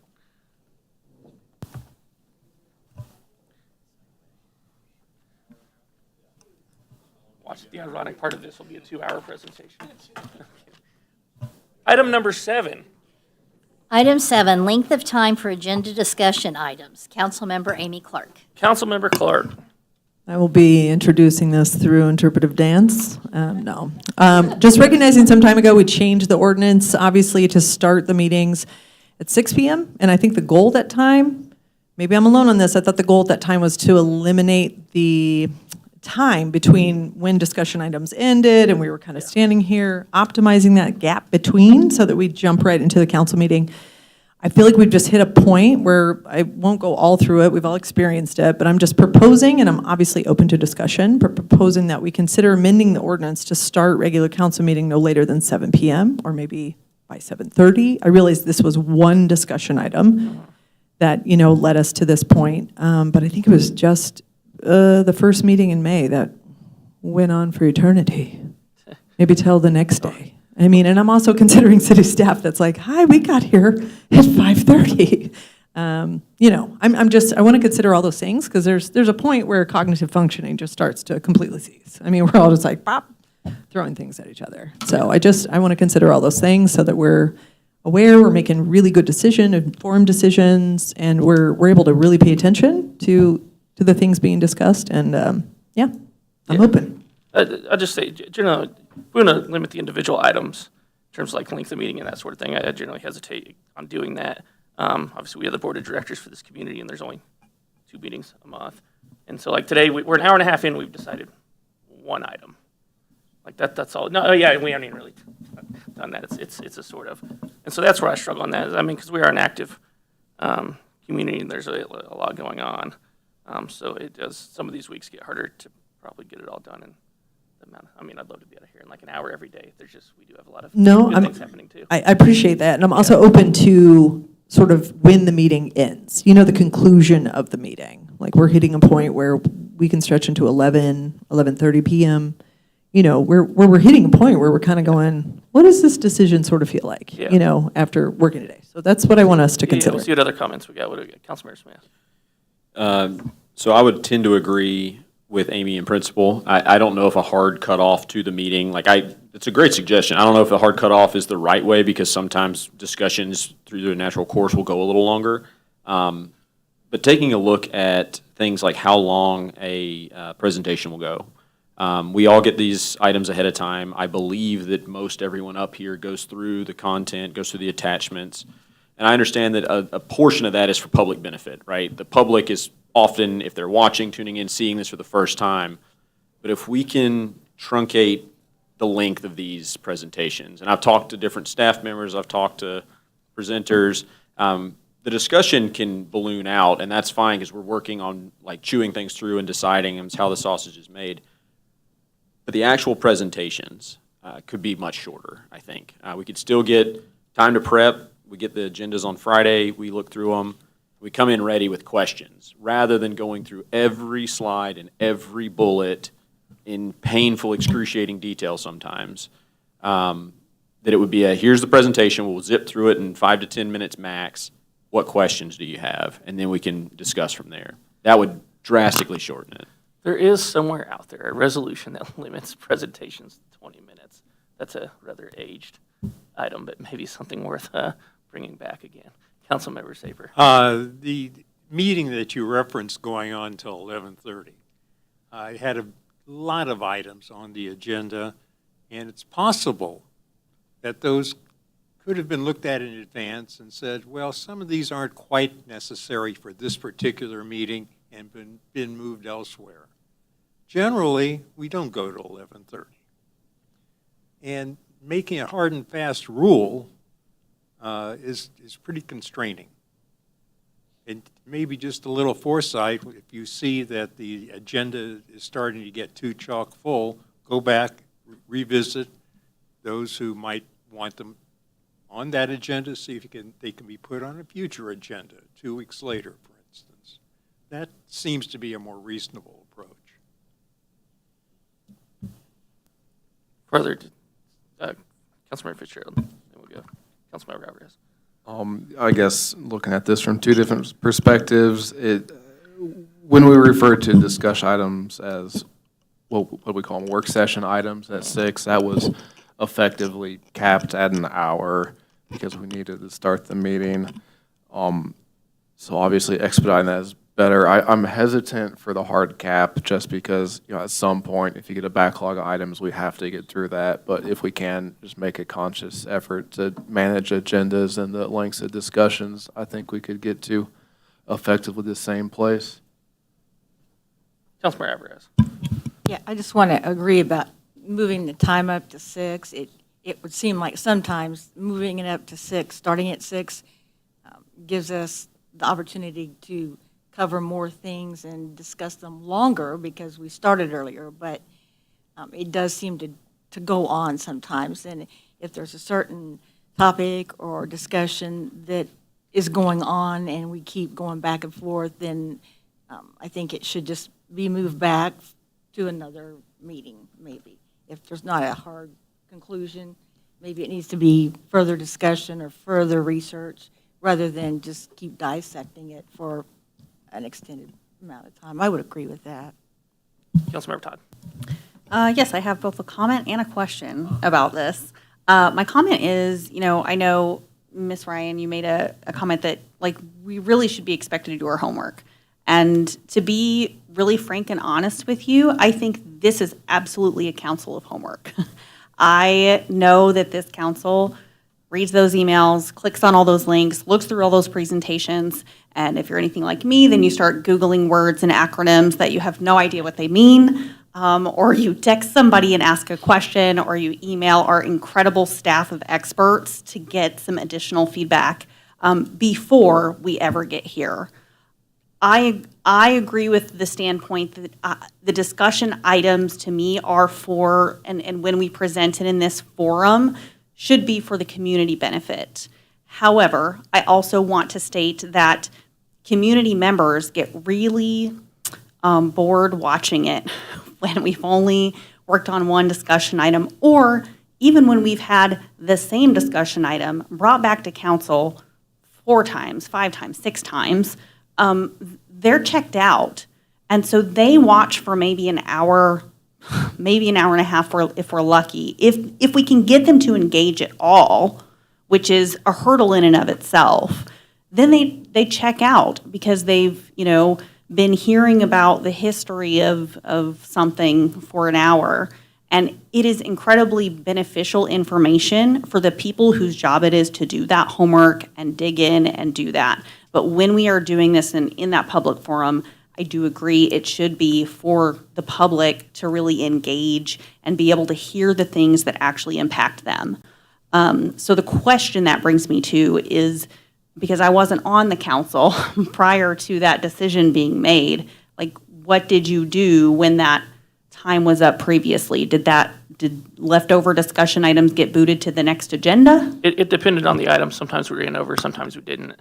What also happened at times is you'd be done at 30 after, 45 after, and have this kind of gap between meetings. And so the goal was to get more done, fill the time. And I do think we've been doing that. And I think it seems we filled the time with additional information, but not with additional getting stuff done, we'll say. Which I think kind of touches on that. If some of the initial presentations. Yeah, so I like Councilmember Smith's thought of just, if we can limit the presentations with the expectation that this should be a council of homework and doing your homework ahead of time and asking, getting prepared. And sometimes you do need to have those discussions to ask those questions, whether they're thoughtful questions or whether they're just dumb questions because you aren't the expert in that field and you need somebody who has the ability to explain that in lay terms. And so I think that is really important, but I do think, yes, maybe the presentations could be truncated with the understanding that the council should come prepared.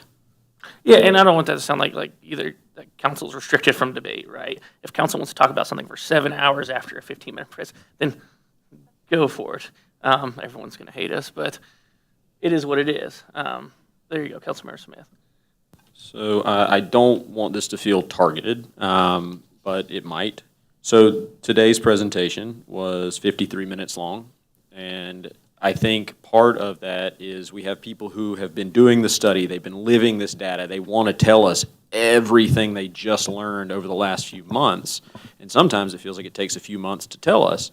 What I would ask is, if we're hiring engineers to do the studies, stormwater, wastewater, EV charging, take that and have a staff member distill it into a 5 to 10 minute presentation and tell us the need to knows. Because engineers are great at studying things, are not great at squishing information down into a digestible piece.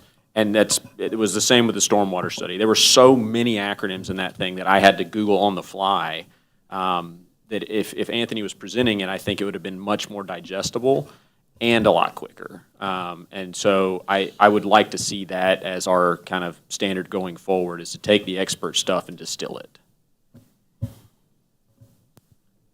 Or part of their big contracts, tell them just to write it, so it's not an hour long. And have them here for questions. If I could comment, just, you know, from a technical expertise, I think, you know, when we're trying to convey, like you said, a lot of information that's been gathered, studied over this, you know, how does this relate to the city? This is a ongoing thing that we need to talk about and have, you know, discussion items on.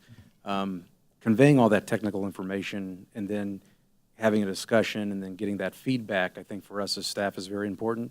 So, just speaking for myself, I guess, but, or everybody, but, you know, this is one of the opportunities I think we have to discuss those items with the entire council, where I don't know if there's another avenue of having that discussion. So I really look forward to these discussions, because this is, yeah, we've compiled all this data, we've talked about these technical things, we've figured out how it applies to North Kansas City, now, and this is our forum, you know, of having those discussions. So I would just, in thinking about the conversation here, want to mention, you know, if there's a way to have other avenues of discussion, so we're not trying to convey all that at one time.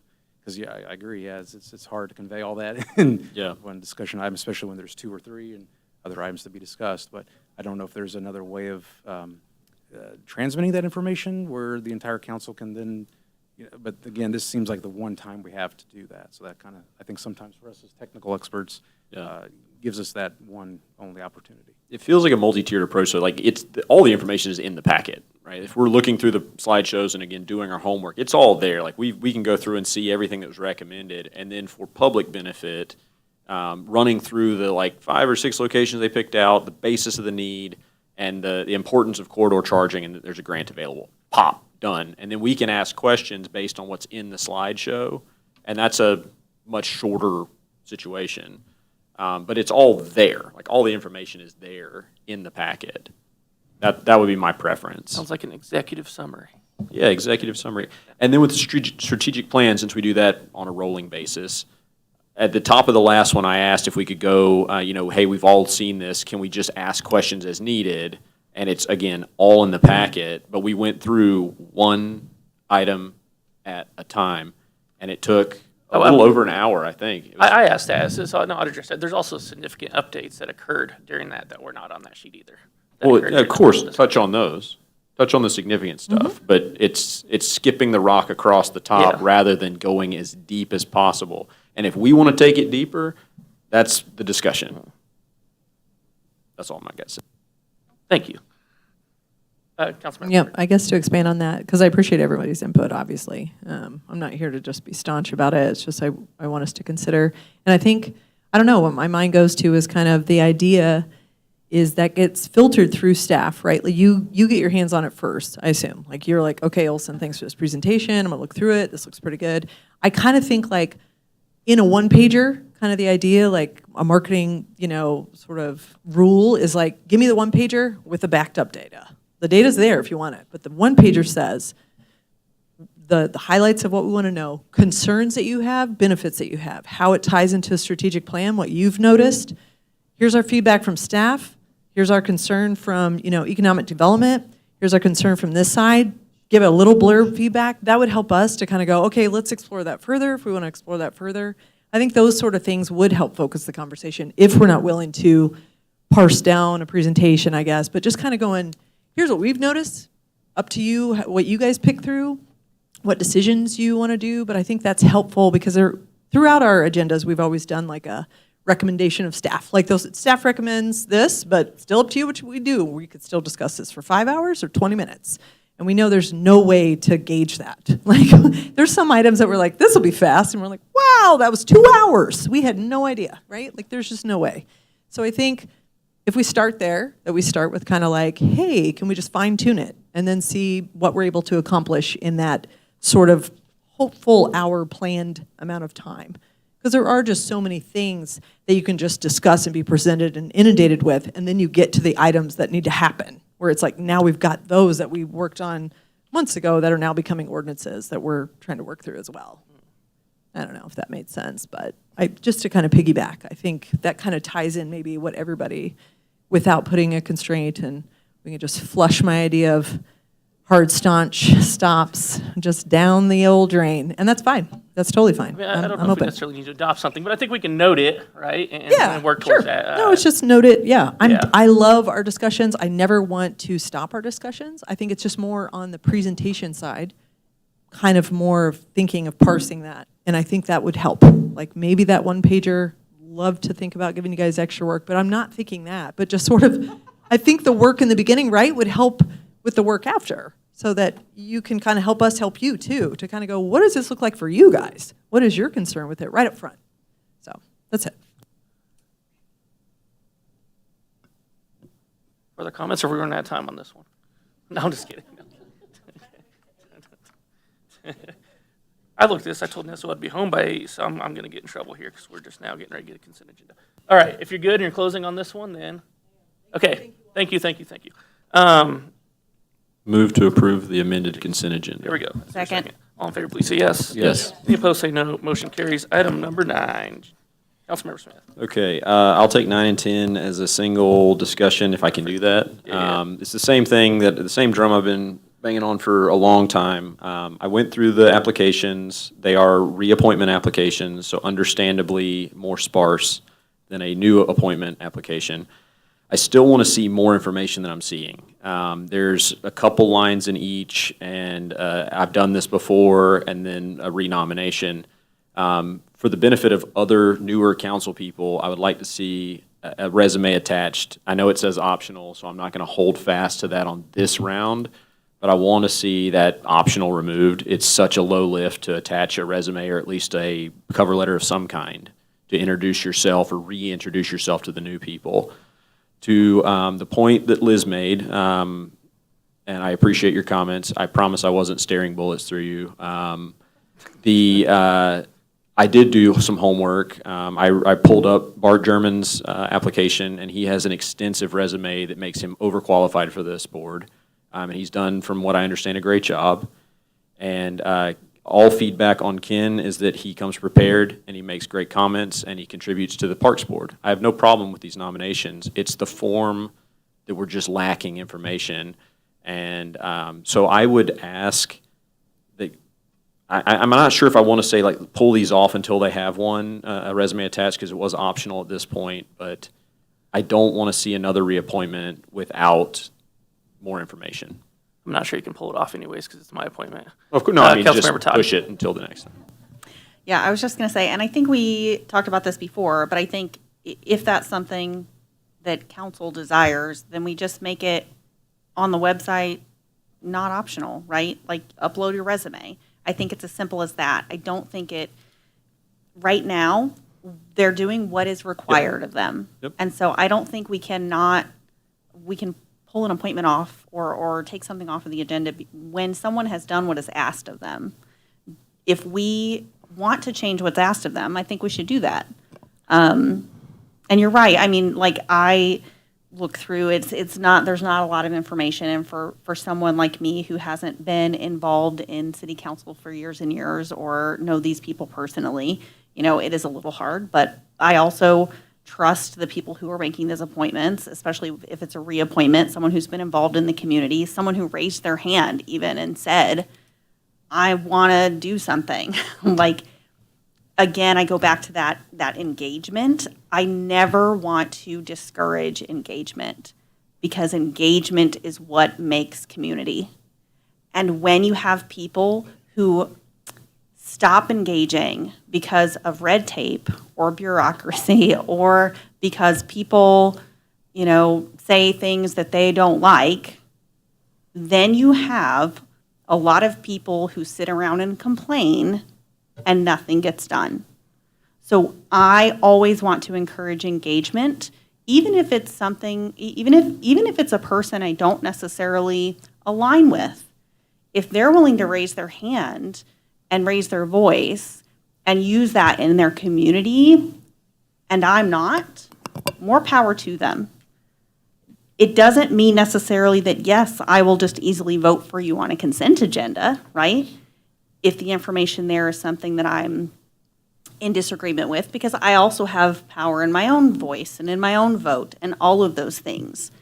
But I never want to discourage engagement. And so I think, you know, forcing that when it wasn't necessarily required or asked of them before might discourage engagement. And I would say that's that, my piece. sorry, didn't mean to cut you off there at the end. I mean, on the full like CV resume thing, I mean, again, these are reappointments. And the questions on here, information about your qualifications, you like the mayor, city council know. I mean, could we require them if I get something like a few of these and say, yeah, list a little bit more? Could that be helpful? Probably. I'm not sure it's necessary to require a full, again, cover letter, CV, resume. I mean, the other one's reason you would like to be reappointed. I mean, some of these kind of answer themselves in a lot of ways and aren't, I don't know, Councilmember Saper. Some people are put off by the term resume. Yeah. I think we can just ask that they, if you would please, submit a bit about your background or why you're interested. We don't have to make it a formal resume. A list of relevant experience, background, something like that. But right now it's, how long have you served and why do you want to serve again? And even those are a sentence at best. So something that says like why you're a good fit for this board, for the benefit of people who didn't see the first go, if nothing else. I mean, since we have both these, I'll back both Ken and Bart as well. It sounds like everyone else is going to. Ken's done fabulous work on the Parks Board for, I think as it says on his app, for many years. And so he's seen many projects, and I was on the phone with him the other day, and I think he said his family's been in town here for 95 years now. So with that comes obviously a lot of institutional knowledge as well, and so very happy to support Ken's and Bart's reappointment here. So would encourage everyone to vote yes on the reappointment. Move to approve the reappointment of Bart German. Oh yeah, one item at a time. Second. All in favor, please say yes. Yes. Yes. Any opposed, say no. Motion carries. Move to approve the reappointment of Ken Carnes. Yes. I mean second. Okay, there we go. All in favor, please say yes. Yes. Any opposed, say no. Motion carries. Which takes an item number 12, which I believe was also yours as well. This was also me. And in light of the comments by council member, why can't I, Todd, thank you. I blanked on your last name. In light of your comments, I never want to push people away from engaging. I appreciate anyone who puts their hand up and says, I want to apply for a board or commission. So this is nothing against any candidate that has put their name in to apply. With that said, I looked at the applications for 12 and 13, and they were both submitted the day before or 2 days before the nomination. And because of the vacancy, I've been asking for appointments to the Planning Commission. Because of the 2 vacancies, I've asked to see how many people have applied, how many are we waiting for, do we have anybody in the hopper? And we had 4 applications that have been sitting for a while, and then 2 came in under the wire and were immediately appointed. Now, Ryan has just a long list of development experience and working with zoning and things of that nature. And so I would be curious, because I looked through Hannah's resume, and while she seems very intelligent, I just don't see anything relevant to the Planning Commission, which is a pretty technical commission to be a part of. Like, I sit on that, and there's a lot of zoning and codes and things that you need to be aware of. So I'm curious what the thought process was. She's qualified. That was the thought process for the most part. I don't see how she's not. How could you make the case that she's not qualified? I don't necessarily make the case that she's not qualified. I'm thinking along the lines of And what are we doing? if I'm thinking of appointments, say, to the hospital board, right, you're looking for a set of skills. If you're looking for somebody for the planning commission, there's a set of skills or experience that would make sense for that appointment. And I look down the resume, I just don't see those here, and knowing and the other part is looking at who else was on the stack. There were people who had done the Citizens Academy. There are people with relevant experience. Well, Citizens Academy is great. I'm not sure it makes you the bona fide to just be a planning commissioner, and now you know zoning and you know everything about the community. I love to have a diversity of thought on these boards as well. And when it comes to the application process, it's not always as chronological as it appears, and there's really probably more than 4, because I have handwritten applications, I have applications on other sheets, I got applications all over the place. And sometimes what happens is, you're interested in appointing someone maybe for a period of time. And so sometimes you do have to have these conversations with folks and encourage them to appoint, and sometimes chronologically it just doesn't line up until you have that moment that says, well, now it's time to make this appointment. Would you entertain this appointment? And sometimes it's a yes, like, hey, we need now to get this filled. Would you be interested? Or again, you consider someone for a long period of time and say, throw it out there every once in a while, and maybe it doesn't work to a certain period of time. And so that kind of answers the chronological differences at times. There's a variety of ways in which applicants come out, and they don't always apply. And sometimes they might ask about a board several years in advance and not really be interested in applying for some period of time either. So there's, you can pull all the applications, but there's going to be a large list of folks who are interested in doing things that haven't necessarily applied either. Councilmember Saper. We are looking for technical experience sometimes, but we're also looking for judgment. We're looking for representation throughout the community. And those don't necessarily have to have that kind of technical background that you seem to be looking for.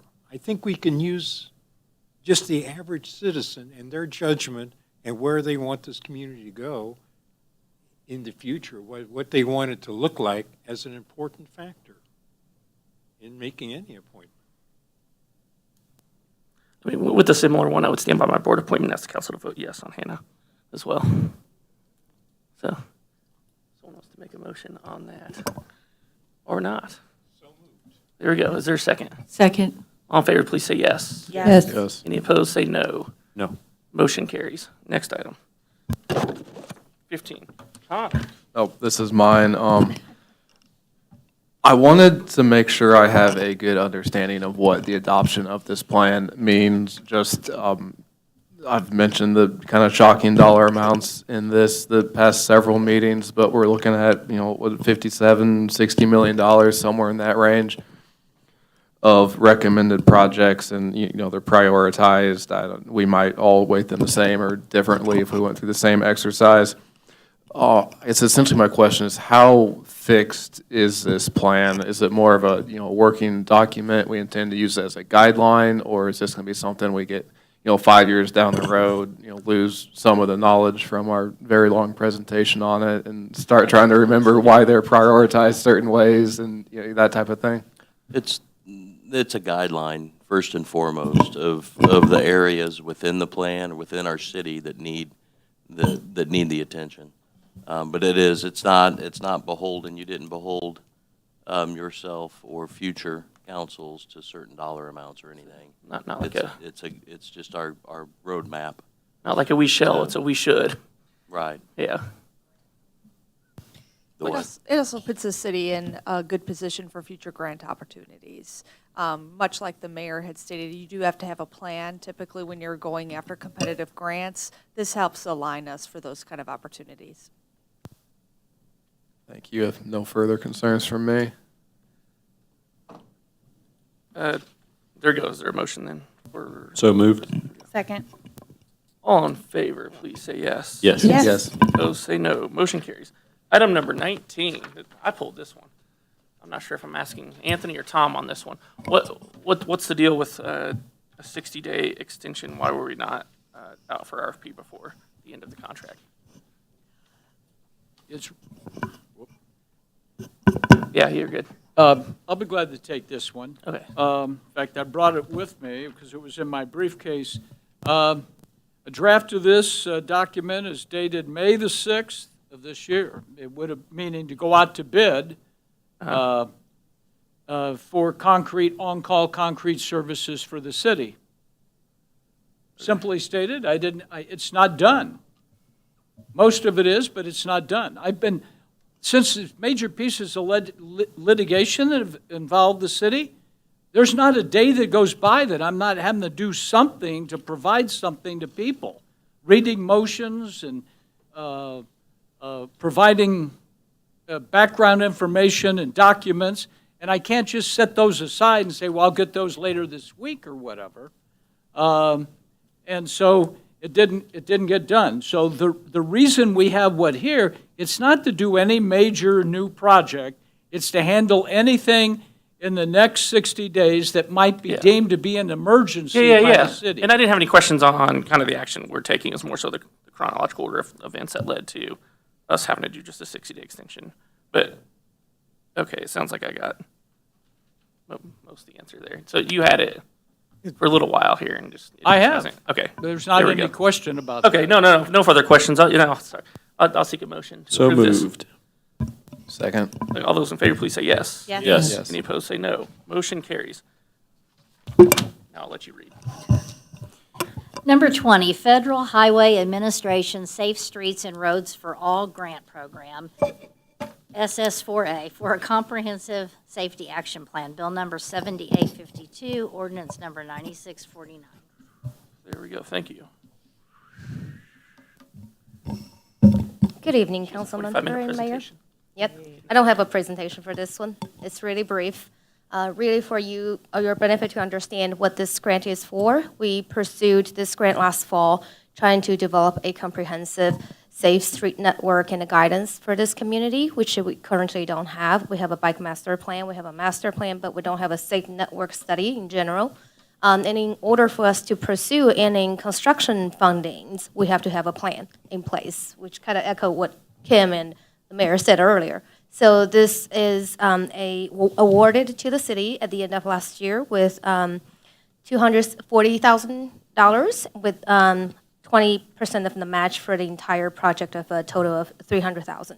The next step for the city is after we approve this contract with the Federal Highway Administration, we'll go out for bidding to hire a consultant firm to help us develop this plan.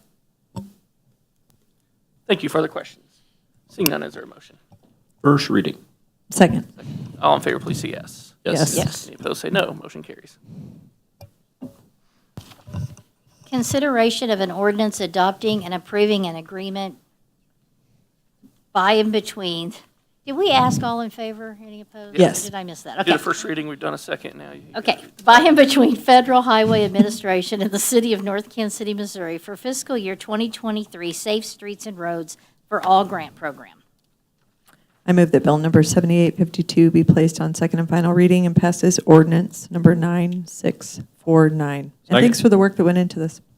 And there was a second there as well. Please call the roll, please.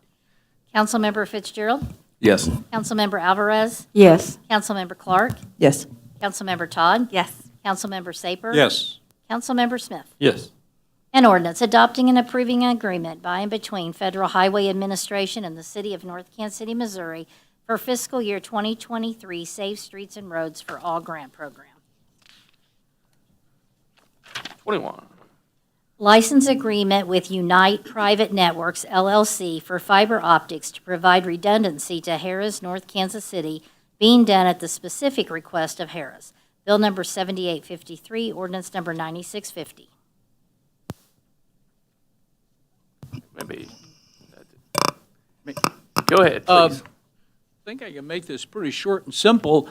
Harrah's needs to have redundancy in their fiber, their communications with corporate headquarters, et cetera.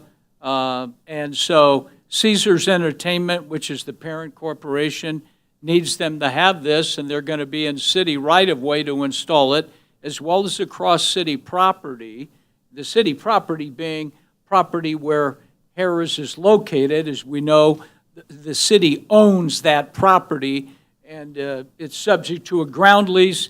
Harris is signed off on this license agreement, and if you're wondering, there is no intent whatsoever. Their main connection through the internet will still be with Link City, and they've made that really clear with me. You have any Other council member I'd questions? be glad to answer them. First reading. Second. All in favor, please say yes. Yes. Yes. Any opposed? Say no. Motion carries. An ordinance adopting and approving a license agreement by and between the City of North Kansas City, Missouri, the city, and Unite Private Networks LLC, the licensee, regarding certain real property generally located along Bedford and Warren Streets in the City of North Kansas City, Missouri, as well as across certain real property owned by the city and subject to a certain ground lease between the city and Harris North Kansas City LLC. I move that bill number 7853 be placed on second and final reading and pass as ordinance number 9650. Second. Call the roll, please.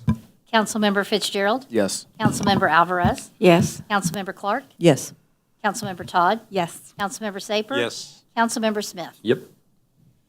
An ordinance adopting and approving a license agreement by and between the City of North Kansas City, Missouri, the city, and Unite Private Networks LLC, the licensee, regarding certain real property generally located along Bedford and Warren Streets in the City of North Kansas City, Missouri, as well as across certain real property owned by the city and subject to a certain ground lease between the city and Harris North Kansas City LLC.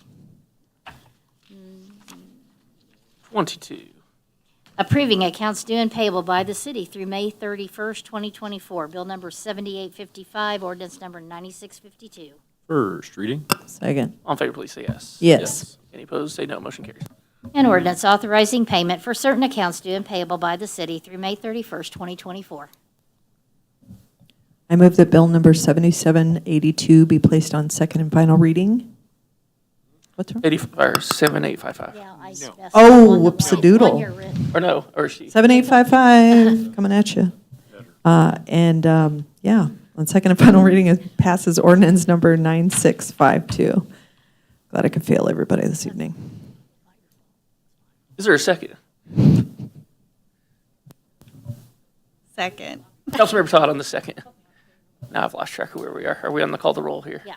Call the roll. Councilmember Fitzgerald. Yes. Councilmember Alvarez. Yes. Councilmember Clark. Yes. Councilmember Todd. Yes. Councilmember Saper. Yes. Councilmember Smith. Yes. An ordinance authorizing payment for certain accounts due and payable by the city through May 31st, 2024. Item 23, staff comments. Mike. Mayor and members of the council, you have the reports in the staff items or staff comments section. I just wanted to touch on a couple of them. One, there have been some format changes to the strategic plan. Took the comments from 2 meetings ago.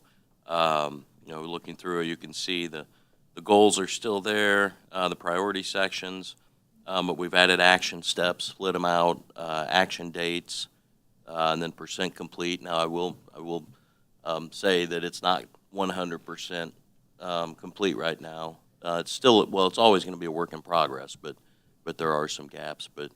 But if you look at the format of it, it's what was talked about that 2 meetings ago. So wanted to hit on that. Also provided kind of a fiscal year 2025 budget update. July 2nd will be the first meeting when you'll have been provided the proposed budget. We don't plan on a whole lot of discussion that night, but just hitting some of the high points that night. But wanted to kind of give you an idea ahead of time. We are approaching the revenues a little more progressive. Sales tax, for instance, we're looking at about 96% of what we're projecting for this year versus the past. We still want to have a little caution. And then expenditures, the department heads have done a good job of sharpening their pencils on those. But we're taking some, so as I said, a little different approach. One thing that you will see in the proposed budget when it comes, we're looking at staff, what duties they do, what departments they work for, and kind of allocating their wages accordingly, seeing how that affects things. And I'll pick on Public Works Administration as an example. It's a good example. They've got buildings and grounds, transportation, water, and sewer.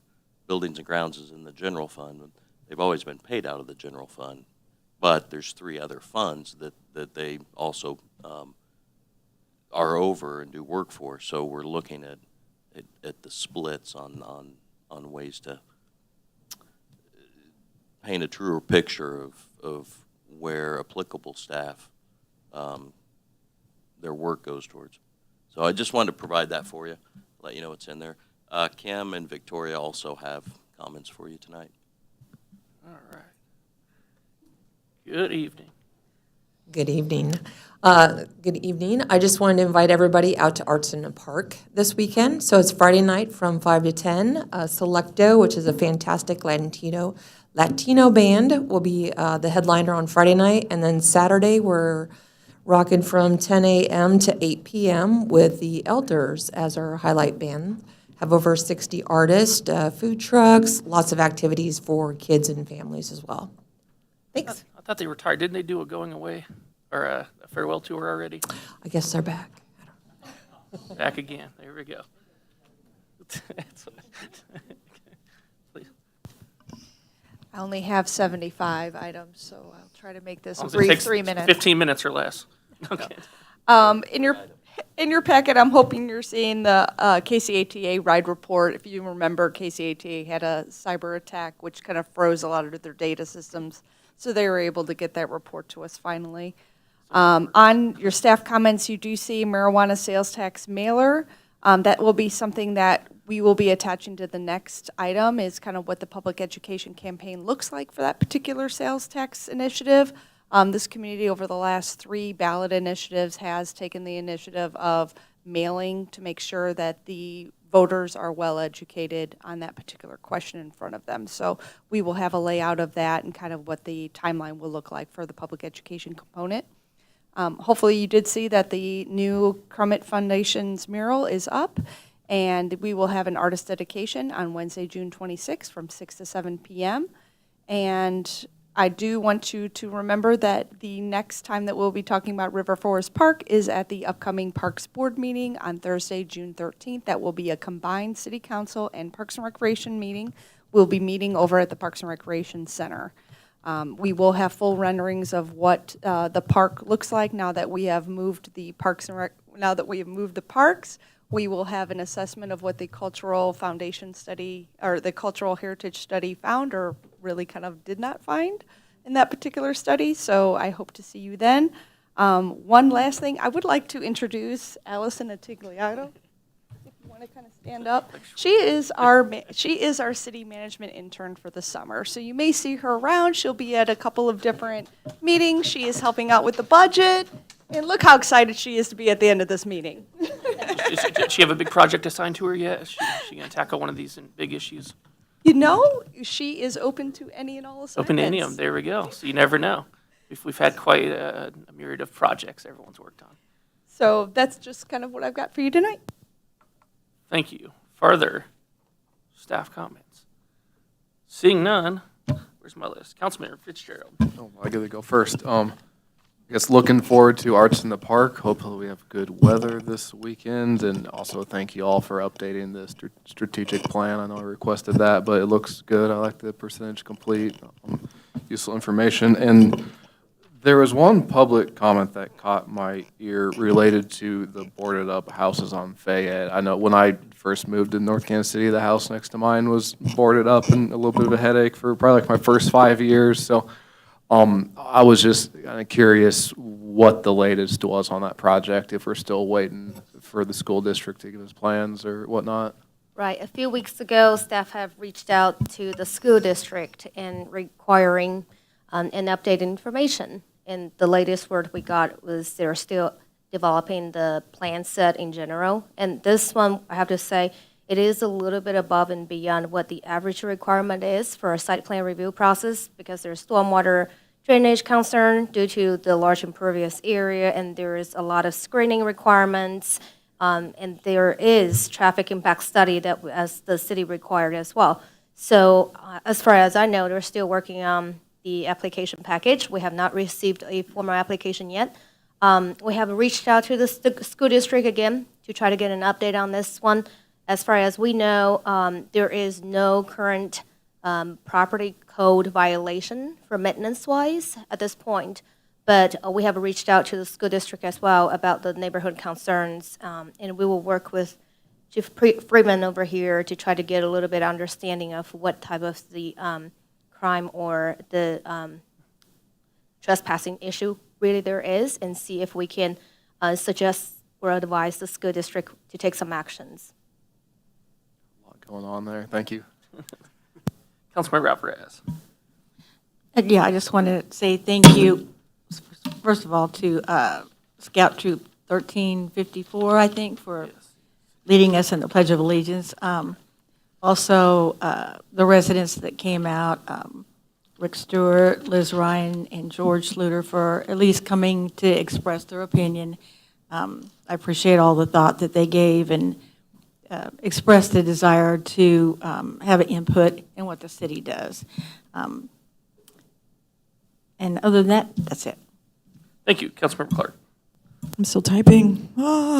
Arts and Park, yes. Hooray, hooray. I'm glad you already focused on these. I get to just knock them off. I'm super excited about the River Forest Park updates. It was a really good meeting today. It made me super excited.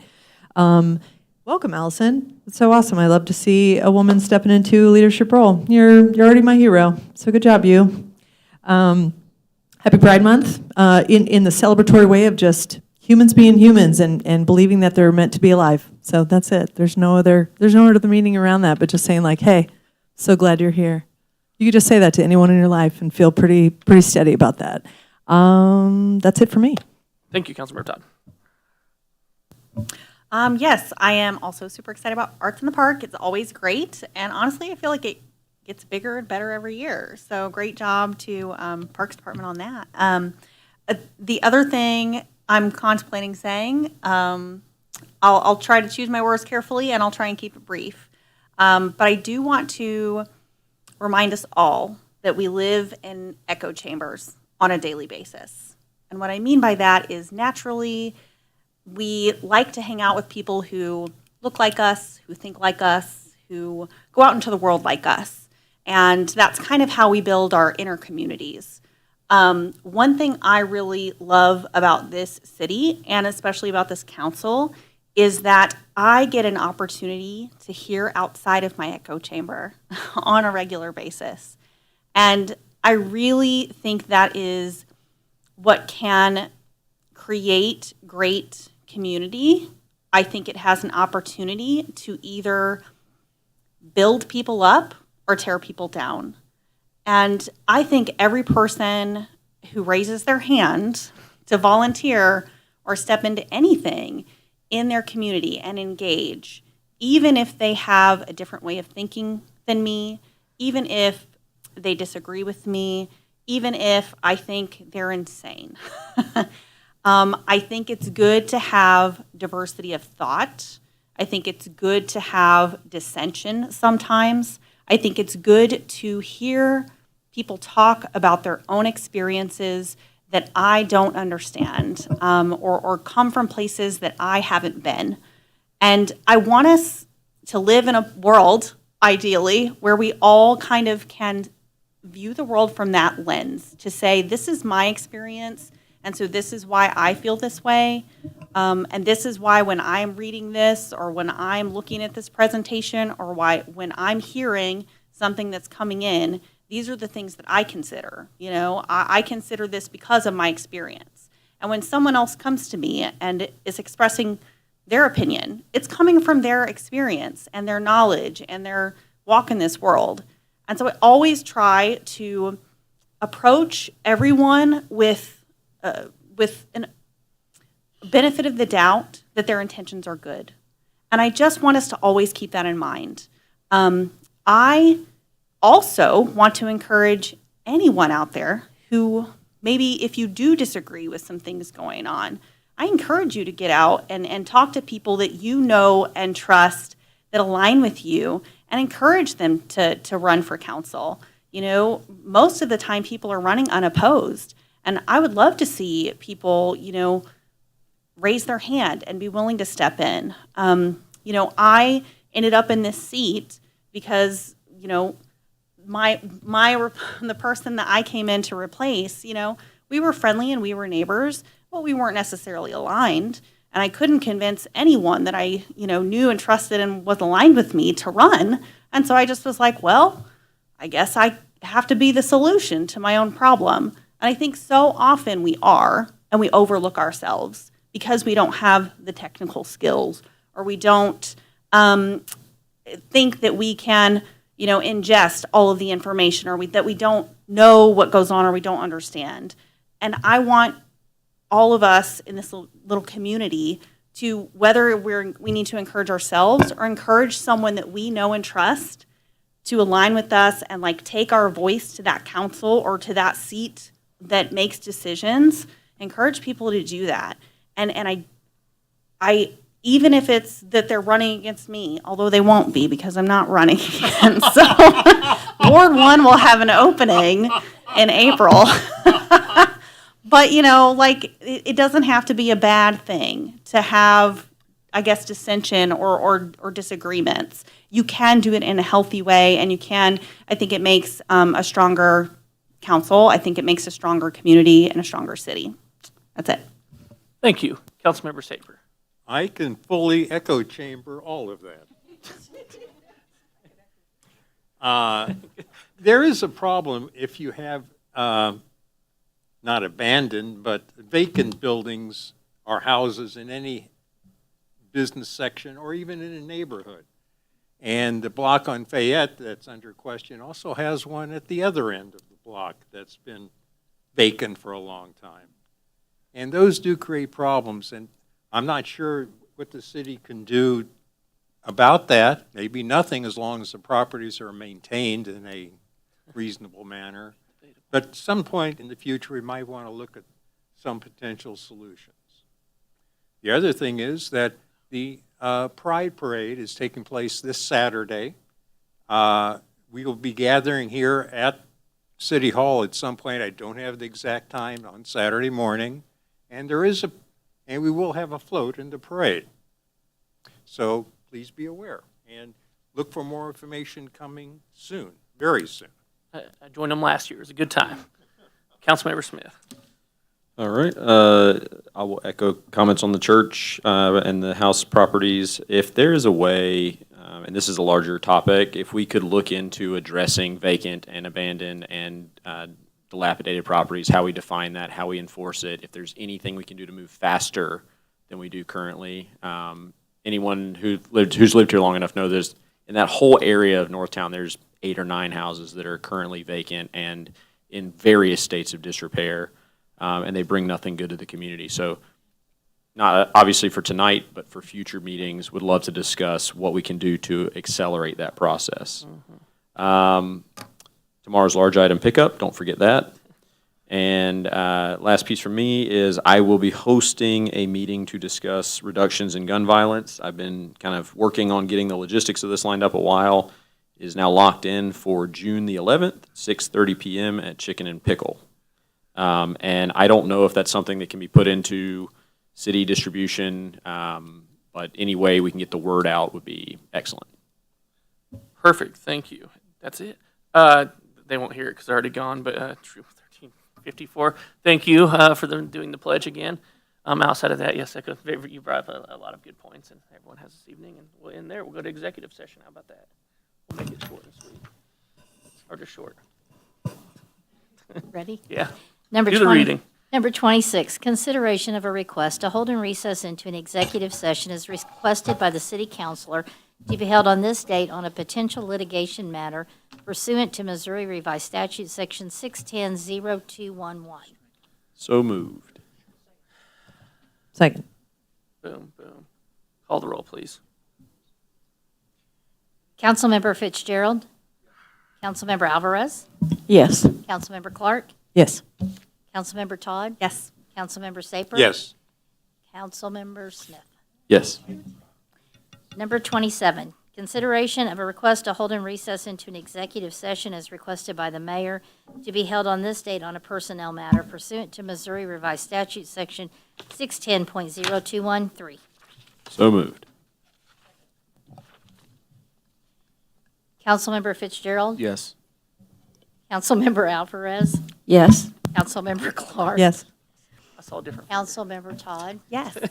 Councilmember Saper? Yes. Councilmember Smith? Yes. It passes, I don't know. No. Where we at? You're done, right? Okay, so I was being distracted here. With that, the live stream will cut off, channel 2 will cut off, to be no further public business or action taken this evening. Thank you. Have a good night. Now we're done. I saw the wrong finger there. I thought that.